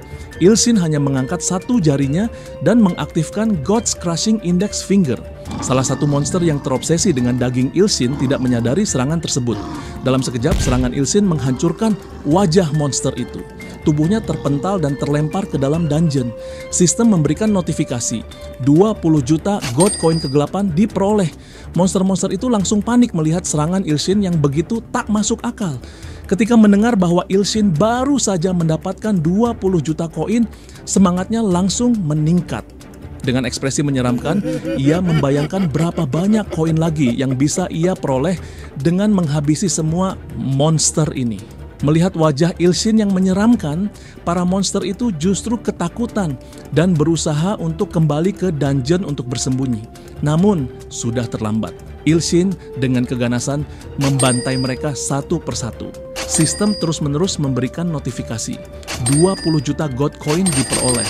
Abyss Swamp yang menyaksikan pasukannya dihancurkan dengan mudah merasa merinding. Ia tak percaya pasukannya yang bisa menghabisi satu planet dalam sehari dihancurkan hanya dengan satu jari oleh Ilshin. Ilshin merasa sangat senang karena ia bisa mendapatkan begitu banyak koin hari ini. Namun ia menasihati dirinya sendiri agar tidak tamak dan hanya mengambil secukupnya. Dengan tatapan tajam, Ilshin memanggil Abyss Swamp dan mengancamnya untuk segera mengakhiri urusan mereka berdua. Ilshin perlahan mendekati dungeon itu. Ia mengangkat satu jarinya, lalu menutup dungeon tersebut dengan God's Crushing Index Finger miliknya. Seketika, dungeon itu mulai tertutup perlahan. Dari dalam dungeon, makhluk bernama Abyss Swamp berkeringat dingin. Ia bertanya-tanya dalam hati, mengapa Ilshin menghindari duel padahal memiliki kemampuan sehebat itu? Ilshin hanya menjawab santai, duel seperti itu terlalu merepotkan. Tanpa banyak bicara, Ilshin memerintahkan Abyss Swamp untuk kembali ke planet asalnya sambil membawa dungeon tersebut. Saat itu juga dungeon di hadapannya menghilang seolah ditelan oleh sistem. Gal Jung-hyuk menyaksikan semua itu dengan tubuh gemetar dan penuh keheranan. Sementara Ilshin tersenyum puas sambil menatap ponselnya dan menghitung jumlah koin yang ia dapatkan hari ini. Gal Jung-hyuk masih tertegun, tak percaya kejadian mustahil itu benar-benar terjadi di depan matanya. Seong Mina yang juga melihat kejadian itu tak kalah penasaran. Dengan cemas ia bertanya kepada Ilshin, "Apa kau punya kemampuan untuk menyegel dungeon?" Namun sebelum Ilshin sempat menjawab, Seong Yeon terbangun. Ia mengeluh kepada pamannya, mengaku sangat lapar. Tapi saat membuka matanya, ia malah melihat orang lain. Seong Mina segera menyapanya dengan lembut. Yeon menatap Mina lalu mencubit pipinya sambil berkata bahwa Mina mirip seperti boneka. Mina terkejut dan dengan gugup mengucapkan terima kasih atas pujian itu. Dari kejauhan, Ilshin melihat aksi Yeon dan langsung memarahinya karena dianggap tidak sopan. Ilshin lalu meminta maaf kepada Mina atas sikap Yeon, namun Mina menanggapinya dengan santai. Ia memaklumi karena Yeon masih anak-anak. Yeon kemudian menarik Ilshin dan mengajaknya mencari makanan karena perutnya sangat lapar. Ilshin bertanya lembut, "Kamu mau makan apa?" Dengan mata berbinar, Yeon menjawab ingin makan hamburger. Ilshin langsung setuju dan tampak tak kalah bersemangat. Mina hanya bisa melongo, terkejut melihat reaksi santai Ilshin setelah kejadian luar biasa tadi.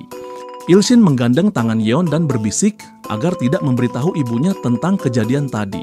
Sementara itu, Mina benar-benar syok karena Ilshin tampak benar-benar melupakan insiden barusan, termasuk soal promosi menjadi hunter kelas S. Mina buru-buru menghentikan Ilshin yang hendak pergi begitu saja. Ilshin menoleh lalu dengan santai berkata, "Dungeonnya sudah kira nggak ada, sekarang aku harus ngapain lagi?" Mina menggaruk kepalanya lalu menjelaskan dengan nada cemas. Kalau kamu pergi sekarang, urusan promosi ke Hunter kelas S bisa jadi sangat rumit. Ilshin dengan santai berkata bahwa itu bukan masalah besar jika ia tidak berhasil. Lagian apa istimewanya jadi Hunter kelas S atau semacamnya? Gumamnya. Namun sebenarnya alasan Ilshin tidak ingin menjadi Hunter kelas S adalah karena ia takut akan kerepotan di kemudian hari, disuruh-suruh seperti anak magang atau babu yang mudah diarahkan. Mendengar perkataan itu, Gal Junhyok merasa kesal.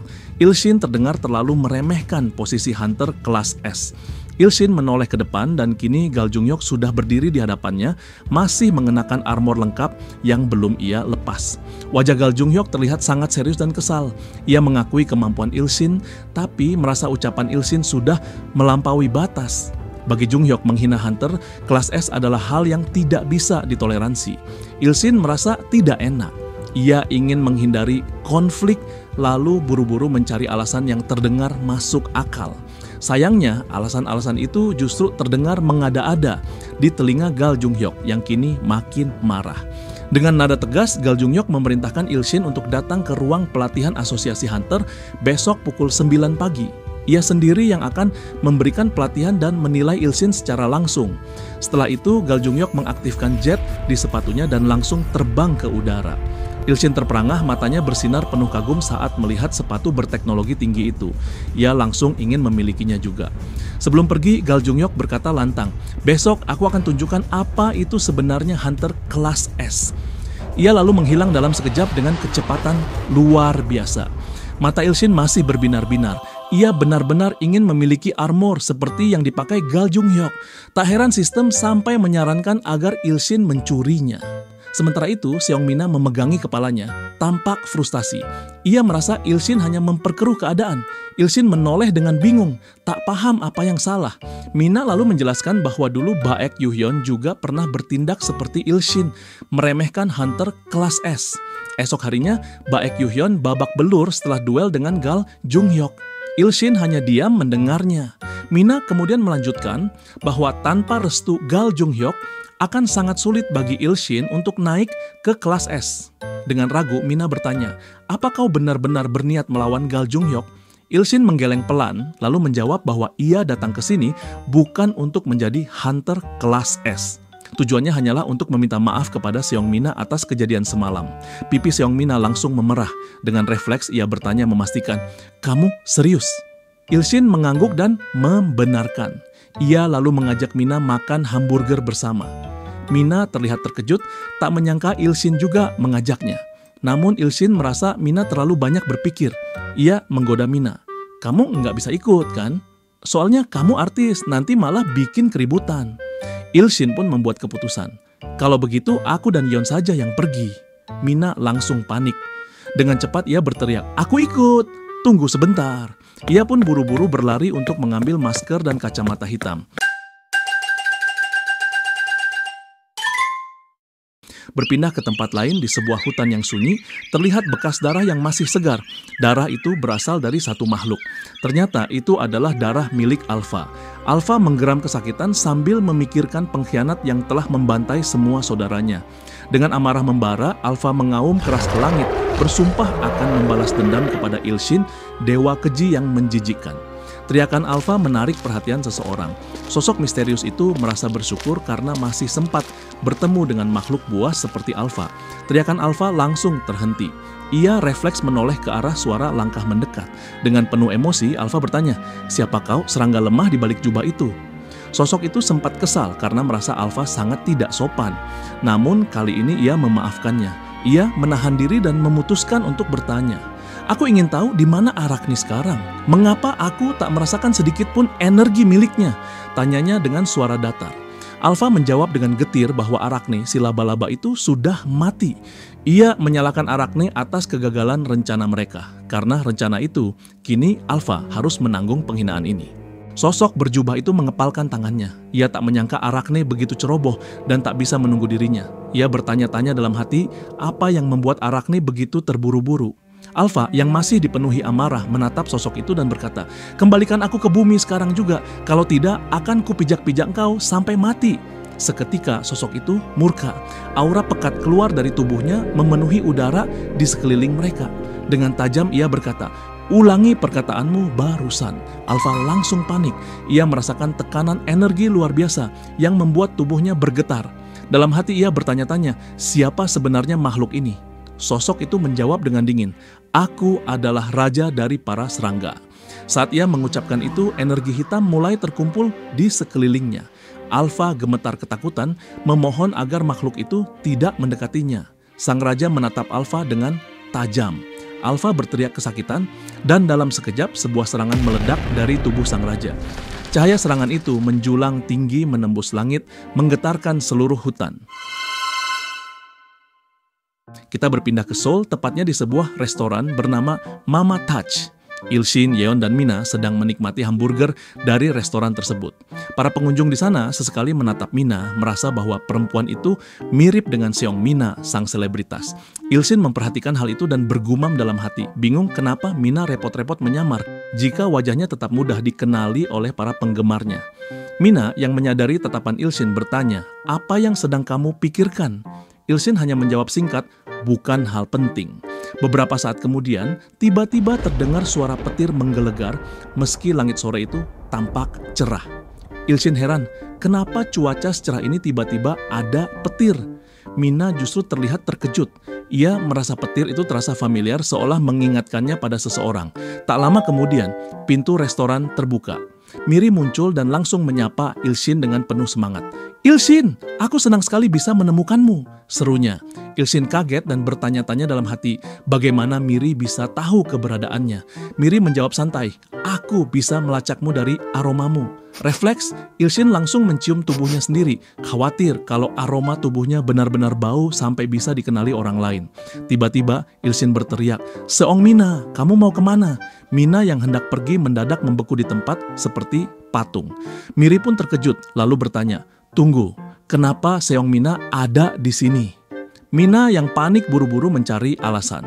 Ia lalu berpura-pura seperti kehilangan ingatan.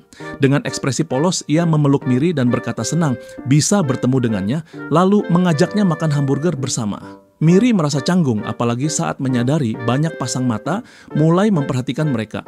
Ilshin menoleh ke belakang dan saat itu juga, para pengunjung restoran mulai berdiri dan berkumpul.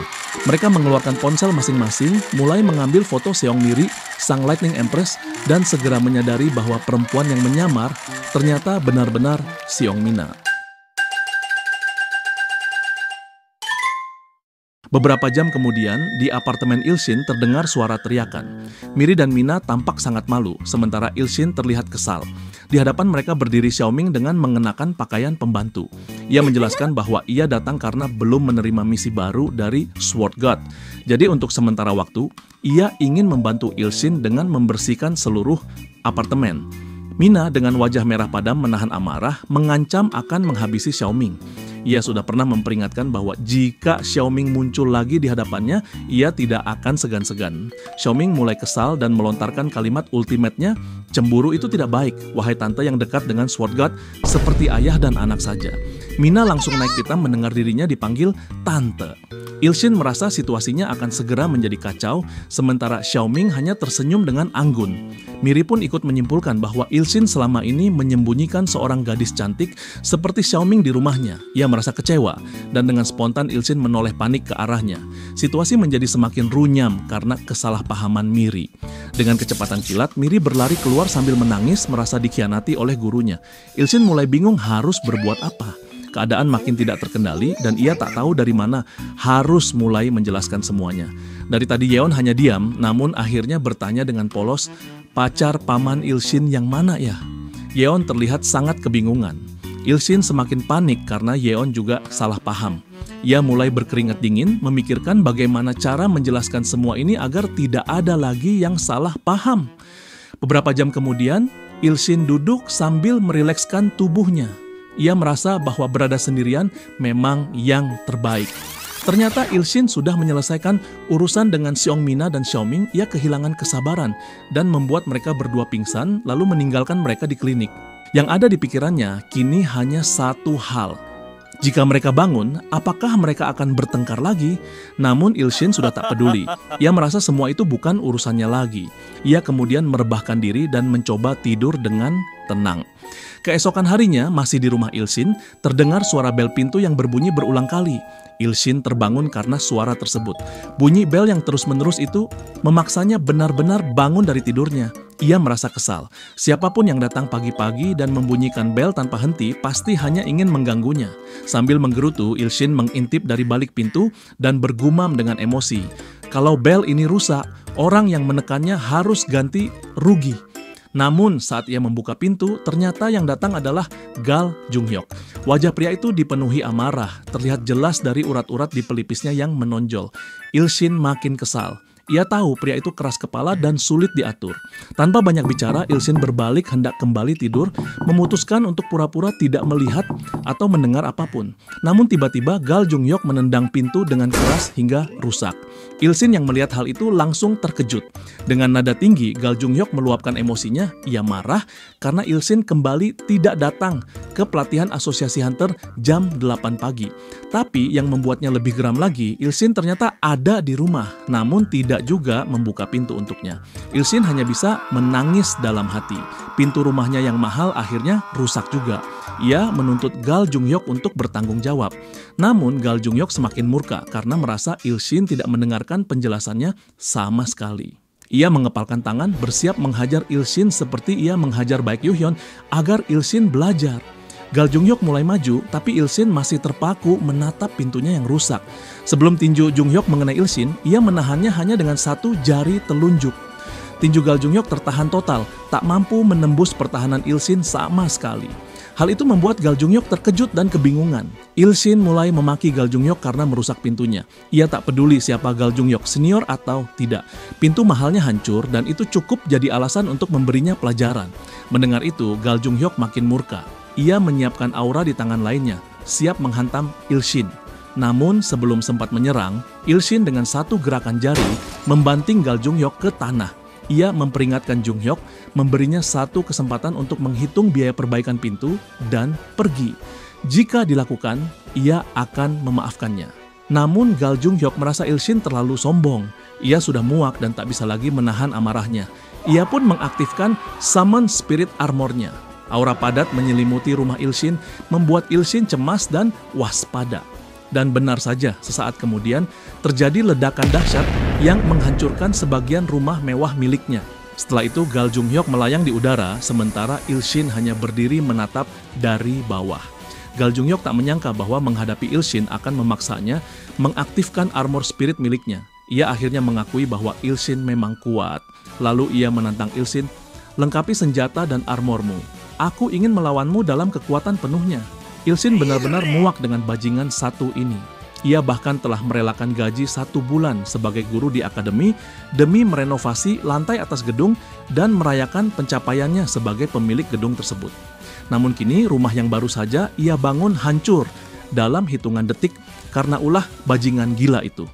Ilshin tidak bisa menerimanya begitu saja dan tidak berniat tinggal diam. Dengan kemarahan memuncak, Ilshin langsung memanggil kekuatan Heavenly Demon. Tatapannya penuh kebencian, ia tak lagi menganggap Gal Jung-hyuk sebagai senior, melainkan sebagai teroris yang telah menghancurkan rumah orang lain. Ilshin memasang kuda-kuda dan mengaktifkan salah satu teknik bela diri Heavenly Demon, kemampuan untuk melangkah di udara. Dalam sekejap, Ilshin sudah berdiri tepat di hadapan Gal Jung-hyuk. Pria itu terkejut. Teknik melangkah di udara hanya bisa dilakukan oleh ahli bela diri tingkat tertinggi. Ia menyesal telah meremehkan Ilshin hanya karena mendengar rumor bahwa Ilshin hanyalah orang biasa. Namun kini ia melihat sendiri bagaimana Ilshin mampu menguasai teknik langkah itu dengan sempurna. Ilshin meluncurkan serangan dan menebas Gal Jung-hyuk. Serangan itu masih bisa ditangkis, namun Jung-hyuk merasakan dampaknya, tekanan dan kekuatannya luar biasa. Belum sempat bernapas, Ilshin sudah menghilang dari pandangannya dan tiba-tiba muncul di belakangnya. Gal Jung-hyuk spontan melirik ke belakang, tapi terlambat. Ilshin sudah menghajarnya dengan keras, membuat tubuhnya terhempas jatuh ke tanah. Akibat tarikan gravitasi dan hantaman yang kuat, Gal Jung-hyuk menghantam tanah dan menciptakan kawah besar. Meski begitu, Il-shin masih cukup naif. Ia memberi kesempatan pada Gal Jung-hyuk untuk meminta maaf. Jika ia melakukannya, Il-shin bersedia menghentikan pertarungan ini. Namun bagi Gal Jung-hyuk, meminta maaf pada Il-shin adalah penghinaan terhadap harga dirinya. Energi dari armor spiritual di punggungnya mulai aktif. Ia tak menyangka harus menggunakan teknik pamungkasnya untuk menghadapi Il-shin. Mata Gal Jung-hyuk bersinar tajam, sementara tangannya kini diliputi energi mengerikan. Dengan penuh kebanggaan, ia mengumumkan bahwa teknik yang akan ia gunakan mampu menghabisi monster kelas S dalam satu serangan. Teknik itu adalah kombinasi dari Spirit Armor Cannon dan Dragon Fist. Seketika serangan dahsyat muncul membentuk api raksasa dengan wujud kepala naga yang melesat ke arah Il-shin. Namun Il-shin hanya menatapnya dengan dingin. Ia merasa tak perlu menahan diri lagi. Ledakan dahsyat terjadi di udara, mengguncang area sekitarnya. Setelah asap dan suara ledakan perlahan mereda, Gal Jung-hyuk menatap ke depan, terpaku, syok, dan sangat terkejut. Serangan itu meninggalkan kerusakan besar di tanah. Dari balik kepulan asap, terdengar suara langkah kaki. Il-shin perlahan berjalan maju, mendekati Gal Jung-hyuk yang sedang gemetar ketakutan. Dengan suara lirih, Gal Jung-hyuk meminta maaf dan menawarkan untuk mengganti seluruh kerusakan rumah Il-shin. Ia tampak sangat ketakutan. Ia benar-benar tidak ingin mati di tempat itu. Il-shin menatap Gal Jung-hyuk dengan rasa iba. Ia sendiri tak menyangka bisa menahan amarahnya. Kini, ia memandangi armor milik Gal Jung-hyuk tanpa rasa antusias. Padahal sebelumnya ia menaruh ekspektasi tinggi pada armor itu. Tiba-tiba aura hijau menyelimuti tubuh Gal Jung-hyuk. Il-shin menatapnya dengan rasa penasaran. Ternyata, spirit armor milik Gal Jung-hyuk keluar dari tubuhnya dan menatap Il-shin dengan pandangan kosong. Tanpa diduga, spirit armor itu memohon agar dijadikan bawahan oleh Il-shin. Il-shin terkejut. Baru pertama kali ia melihat sosok spirit armor dan kini makhluk itu malah memintanya menjadi master barunya. Untuk memastikan, Il-shin bertanya lagi apakah itu benar keinginannya. Spirit armor membenarkan. Ia mengaku sudah tidak tahan lagi melayani Gal Jung-hyuk sebagai masternya. Gal Jung-hyuk terkejut dan bertanya mengapa spirit armornya sampai nekat melakukan hal itu. Spirit armor pun menjelaskan bahwa selama 623 hari 12 jam terakhir, ia telah dikirim ke berbagai dungeon di bumi. Namun, tingkat pertumbuhan Gal Jung-hyuk hanya meningkat sebesar 2% saja. Padahal menurutnya, dalam periode itu seharusnya bisa mencapai setidaknya 6%. Spirit Armor menyimpulkan bahwa Gal Jung-hyuk tidak layak menjadi masternya. Ia lalu membandingkan Gal Jung-hyuk dan Il-shin, dua sosok yang katanya berbeda sejauh langit dan bumi, atau seperti sebutir debu di alam semesta. Ia juga mengaku bisa merasakan kekuatan dan bakat alami dalam diri Il-shin. Il-shin yang mendengarnya hanya tersipu malu, walau dalam hati ia merasa dirinya memang luar biasa. Spirit Armor kemudian memperkenalkan diri dengan penuh semangat. Ia adalah penerus dari sang AI perkasa dan memiliki tujuan untuk berevolusi menjadi individu yang mampu melampaui batasnya. Karena itulah ia memohon kepada Il-shin agar dijadikan masternya, bahkan sampai memanggilnya dengan sebutan Lord. Il-shin terdiam memikirkan sesuatu. Ia lalu berkata bahwa hal itu agak sulit. Spirit Armor tampak heran dan bertanya apa yang membuatnya sulit.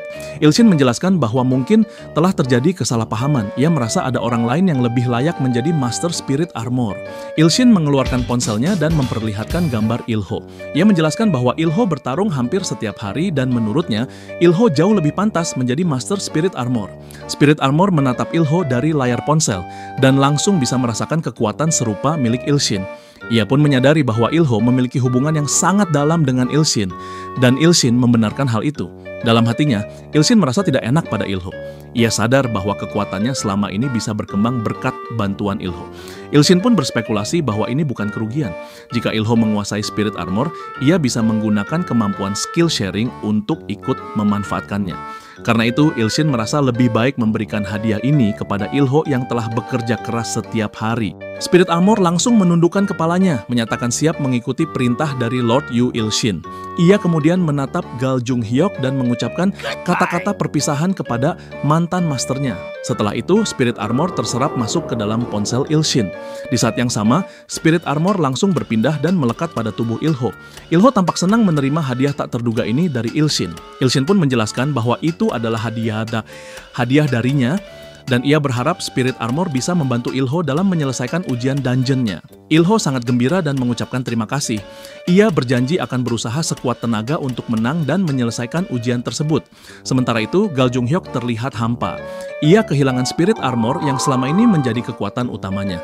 Kemudian ditampilkan sebuah pemandangan gunung yang berlubang akibat serangan balik Ilshin saat Gal Jung-heok menyerangnya dengan seluruh kekuatannya. Ternyata, duel mereka diam-diam disaksikan oleh seseorang, Ketua Asosiasi Hunter Korea Selatan. Setelah melihat pertarungan itu, Ketua Asosiasi kini yakin bahwa Ilshin bukanlah seorang hunter kelas B. Ia melihat dengan mata kepala sendiri bagaimana Ilshin mengalahkan Gal Jung-hyuk dan Spirit Armor-nya dengan mudah. Asistennya lalu menjelaskan bahwa Spirit Armor milik Gal Jung-hyuk telah memutuskan kontrak dan kini memilih Ilshin sebagai master barunya. Ketua asosiasi terkejut mendengar hal itu.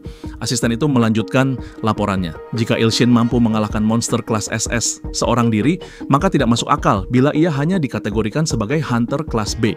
Ia juga yakin bahwa Ilshin benar-benar mampu melaksanakan rencana besar mereka. Ketua asosiasi menyipitkan mata dan mulai berpikir, tetapi pikirannya segera teralihkan ke satu hal, biaya kerusakan yang ditimbulkan oleh pertarungan antara Gal Jung-hyuk dan Ilshin. Asistennya menjelaskan bahwa total kerugian diperkirakan mencapai lebih dari 100 miliar won. Mendengar angka fantastis itu, ketua asosiasi merinding dan tampak panik. Ia pun bertanya tentang jumlah korban akibat insiden itu. Anehnya, sang asisten melaporkan bahwa tidak ditemukan korban sama sekali. Ketua asosiasi sedikit merasa lega lalu bertanya, sekarang di mana Ilshin berada? Kita berpindah ke sebuah gedung bertingkat. Di sana, Seong Mina bertanya kepada Ilshin, kau menghajar Gal Jung-hyuk sekeras apa sampai dia harus dirawat selama 3 minggu? Padahal dia itu hunter kelas S. Ilshin hanya menggaruk kepalanya dan menjawab dengan santai, ya aku memang agak kalap waktu itu. Rumahku dihancurkan, jadi aku benar-benar marah. Ternyata Ilshin diberi tugas untuk menyembuhkan Gal Jung-hyuk. Jika berhasil, ia akan dibebaskan dari tanggung jawab atas kerugian 100 miliar won. Seong Mina membenarkan pernyataan itu, lalu menambahkan bahwa setelahnya Ilshin akan diberikan lisensi Hunter kelas S lengkap dengan hak istimewa berupa kekebalan hukum. Ilshin menghembuskan napas panjang, merasa sangat lega. Ia tidak hanya bisa terbebas dari tuntutan ganti rugi, tetapi juga akan mendapatkan hak istimewa yang memungkinkan dirinya lepas dari hukum dunia manapun. Dengan penuh tekad, Ilshin pun menyatakan bahwa ia akan menyembuhkan Gal Jung-hyuk sebaik mungkin. Kini tubuh Gal Jung-hyuk mengalami luka parah. Seluruh tubuhnya dipenuhi perban dan kondisinya masih jauh dari kata pulih. Ia menangis masih dilanda dilema setelah ditinggalkan oleh Spirit Armor yang selama ini menjadi sumber kebanggaannya. Gal Jung-hyuk terus mengeluh, belum bisa menerima kenyataan bahwa dirinya lebih lemah daripada Ilshin. Ilshin dan Seong Mina yang melihat kondisi Gal Jung-hyuk merasa sedikit iba. Mina pun bertanya-tanya apa yang sebenarnya membuat Gal Jung-hyuk sampai seperti itu. Namun Ilshin sendiri tidak tahu dan malah balik bertanya kepada Mina. Ilshin merasa situasi akan menjadi lebih rumit jika ia muncul langsung di hadapan Gal Jung-hyuk. Maka ia memutuskan untuk menyembuhkan Gal Jung-hyuk dari kejauhan. Seketika aura penyembuh milik Ilshin mengalir menuju tubuh Gal Jung-hyuk, membuat pria itu terkejut saat merasakan tubuhnya menjadi lebih ringan dan nyaman. Setelah itu Ilshin mengajak Mina untuk pergi. Mina menyetujuinya, namun tiba-tiba menarik tangan Ilshin dan mengajaknya ke mall untuk mencari jas. Menurut Mina, Ilshin tidak pantas menghadiri acara penting dengan penampilan kasual seperti biasanya. Ilshin merasa heran, penasaran kenapa mereka harus tiba-tiba ke mall dan acara apa yang dimaksud Mina. Beberapa hari kemudian, di markas Asosiasi Hunter Korea Selatan, suasana terlihat sangat formal. Banyak meja tertata rapi dan para tamu mengenakan pakaian elit. Ketua asosiasi membuka acara secara resmi, menyambut para tamu dan menjelaskan bahwa hari itu adalah upacara penghargaan bagi para hunter kelas S. Seong Mina memuji penampilan Ilshin yang tampak sangat keren dengan jas barunya. Namun Ilshin merasa tidak nyaman. Ia bahkan ingin segera mengganti pakaiannya dengan baju olahraga. Miri pun memuji kakaknya karena berhasil memilih jas yang cocok untuk Ilshin. Mina terlihat senang mendapat pujian dari adiknya itu.